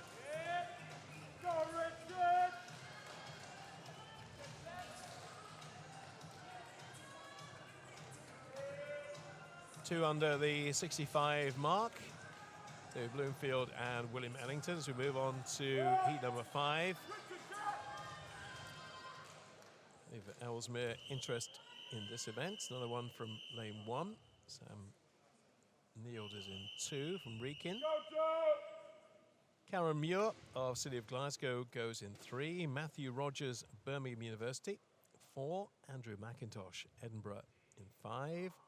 6 is 15-year-old Cameron Williams of Dartmoor. Belper Marland, Joshua Horrobin 7, and Joseph Murray in lane 8. Anyone in, there's actually 2 in this field have been sub 65 before. Matthew Rogers of Birmingham in 4, and Andrew McIntosh of Edinburgh in lane number 5. I'm looking up to the top to see lane number 6 is at a really good start. Cameron Williams of Dartmoor, the 15-year-old, is going well. They're all pretty much in a line. In the mix, yes, he will. Cameron Williams just there in 29.83. That's pure guesswork on my part. Who's going to get there first, to be honest? Samuel Neild in second place and Joseph Murray in third. But this is impressive for the 15-year-old. Really strong starts there. I mean, this has kind of been the closest heat we've had so far, though. Pretty much could be anyone's coming into this last 25. Well, all the others are high teens or into their 20s, but the leader still, just if he can hold on, is the youngest in the field. But they're catching him, and they're catching him very quickly. Who's going to get there first? Oh, that was tight. It's Sam Neild of Wrekin College, who just gets there in a 104.51. So again, he's the right side of 105 for the first time. How did our 15-year-old from Dartmoor do in the end? Well, he was 6th, just ran out of steam. No, he was second, 104.71. So that is, yeah, that's again improvement in the right direction by a sizable amount for him. As we get into the names that you'll probably recognise. So Ross Murdoch, a favourite from around these parts. The man who in this very pool beat Michael Jameson in the Commonwealth Games in 2014. That's still one of my most best races ever. It was just incredible. I think it's probably his best race ever as well, because all the talk was about the Olympic silver medalist. And Ross Murdoch, no respecter of reputations, went, I'm going to take this. And he did, and he took it brilliantly too. And it was a 208, wasn't it? I think he did that day, or was it 207 high? It was a 207, yeah. But obviously, we're talking about the 100 here, not the 200, which he'll be doing. Which him and James will be head to head. Will be very interesting in the 200 later in the week. Ross looks really good here. You don't kind of see him kind of go out in such speed. Yeah, he's flying. 27.7. That's easy speed, that is. 27.7? Get off. He looks incredible. Now, has he gone too quick? Because they're starting to come back to him a little bit. But 27.7, just make a note of that for the races to come.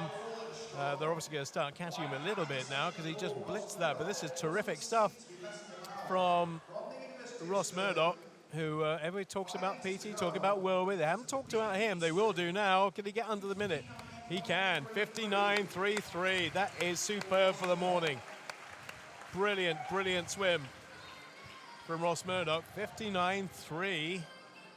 And he won that by nearly a clear 2 seconds over David Murphy. 27.7. He's from that completely different to what you normally see with Ross. He just kind of totally went out from it from the get-go, and For Ross, you would say he's more suited to the 200, but that first 50 just looks so smooth. It looked so easy. It looked so in control. All right, James Wilby, and what can you do now? We'll do a quick matchup of the splits here. Is he going to go out as quickly as 27.7? You think so? Okay. We'll see. To me, the swimmer of 2018, James Wilby. I thought the swims at Commonwealth Games and the improvements he made, seismic. They were absolutely huge, but well, he hasn't got this all his own way, you know. He's not gone out as fast, but he does look very much in control, doesn't he? He's in lane number 4. Zach Aitchison's closest to us. In lane number 5 is Lawrence Palmer. He may not even be leading at 50, is he? Yes, he is. 28.34. 0.6 slower. Yeah. 28.34. So is he going to bring it back quicker, though? Or is he keeping everything in reserve for later on today? Well, he's pulling away. He is, but not massively. I thought he'd win this by an appreciable distance. I don't think he's going to win it by a massive margin. Maybe he will over the last 15 now, as he really gets into his stroke and starts to pull away. He's got to go sub-minute. If Ross has gone sub-minute, so has he. And he hasn't. He hasn't. 60.27 is slower than Ross by almost a second. Surprised me. Now, this might be a strategy thing. You may be thinking, well, I'm going to qualify quite comfortably for the final anyway. Save yourself. Save yourself for tonight. But I'm sure the man we're going to see very shortly is not going to be saving himself. Or James has concentrated more on the 200. Could be. Could be. Could be. Oh, he's just tired. He needs a nap. So, stand up the world record holder, world champion, Olympic champion, European champion, Adam Peaty. 25 years of age. The man who's close to 56, which was a time we never thought we'd ever see. 57.10, that time from the Europeans. So very, very close. Now remember, Ross Murdoch did a 27.71. Here he goes. It's been quite soul-destroying for you in the other 7 lanes. I was just thinking the same thing. You just must be like, see you later, ads.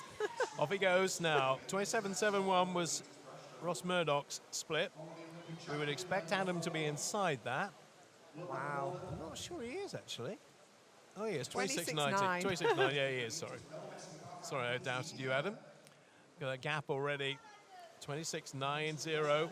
57.10. Don't expect him to break a record tomorrow, though he did in Rio, of course. He did it in the heats in Rio. So Adam always likes to swim the heats fast, though. He's always had that kind of tradition that he's always just kind of progressed through the rounds, but still gone out for it in every single heat swim that he does. stroke looks good, always looks good, very powerful, nothing holding him back. 58.50, get off in the morning. 58.50, that's ridiculous. Quite ridiculous. You sounded quite angry there. Well, no, I'm not angry at all. I'm just amazed by the power of this man. 58.50 of a 26.9. Yeah, you think he's going to be inside the minute, but you know, I think Ross would have been really happy with his 59.33, and he sees Adam go 58.5.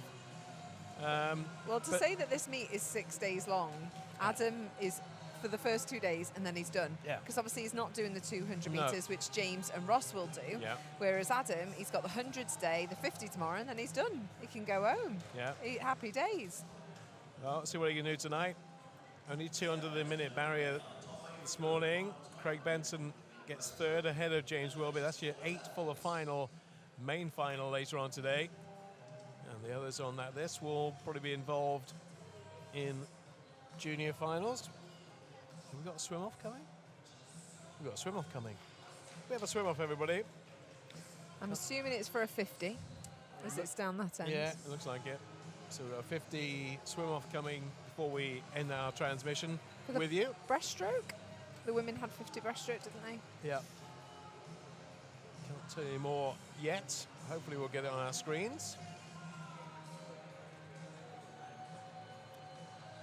Just running through the 100 breaststroke results on the big screen. And so we will get some advice and some information, no doubt, in due course about the swim off and indeed what it's for.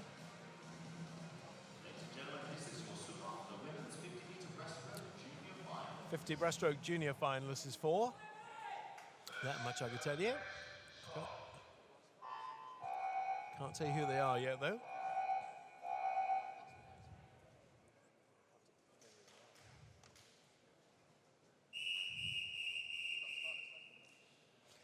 Emily Farr of Redditch is in 4, and Bridget the Mesurier of East Lothian in 5. Obviously did the same time earlier. As always, in swim-offs, they'll go quicker than they did in the original race. So Emily Farr closest to us, so she's not far, she's near in 4, and Bridget the Mesurier of East Lothian's in 5. It'll all be done very shortly. Don't finish together, please, girls. Don't finish with the same time. It's for the last place in the junior final. So it's West Midlands against Scotland, England against Scotland, and I think maybe the Scottish swimmers just getting ahead of Emily Farr. Oh, look how close that was. Only a couple of tenths between them, but the East Lothian swimmer Bridget the Mesurier gets the first place. Emily Farr. So I don't have the printout from earlier on, but I'm sure they both went quicker than they did in the original race. 33.46 is the winning time, which means that Bridget will get the last place in the junior final. So, outstanding performance of the morning for you before we wrap. I mean, we can't expect it from Adam, but would it be Dan Jervis maybe? Dan for me, Yep. definitely Dan. He just looked so strong. Obviously Adams was incredible, an absolute given, but for me, Dan was just kind of unexpected, and he looked really strong, and I really, really hope he can rest up now, get a really good nap, get some food, and come back and drop 3 seconds tonight. Not a big ask. Those are the times, by the way, for tonight for the final sessions. These are all the senior finals. 6:30 for the women's 50 breast, the men's 50 back at 6:42. 200 free will be at 6:54. 400 free, obviously, we have the junior finals in between. 7:12, but if you want to see Alan Peaty, of course you do, see what he does tonight. 8:09 is when the final of the men's 100 breaststroke will be underway. See what Russ Murdoch can do, see what James Wilby can do, and see whether Adam can get close to his world record. We'll find out in around about 5 hours' time or thereabouts. Thanks for your company this morning, Becky. Thank you. Look forward to the final session. Hope you've enjoyed this morning. Tell your friends, tell anybody who needs to know, that's everybody, about our transmission, and we'll be back with you in about 5 hours' time. See you then. Bye.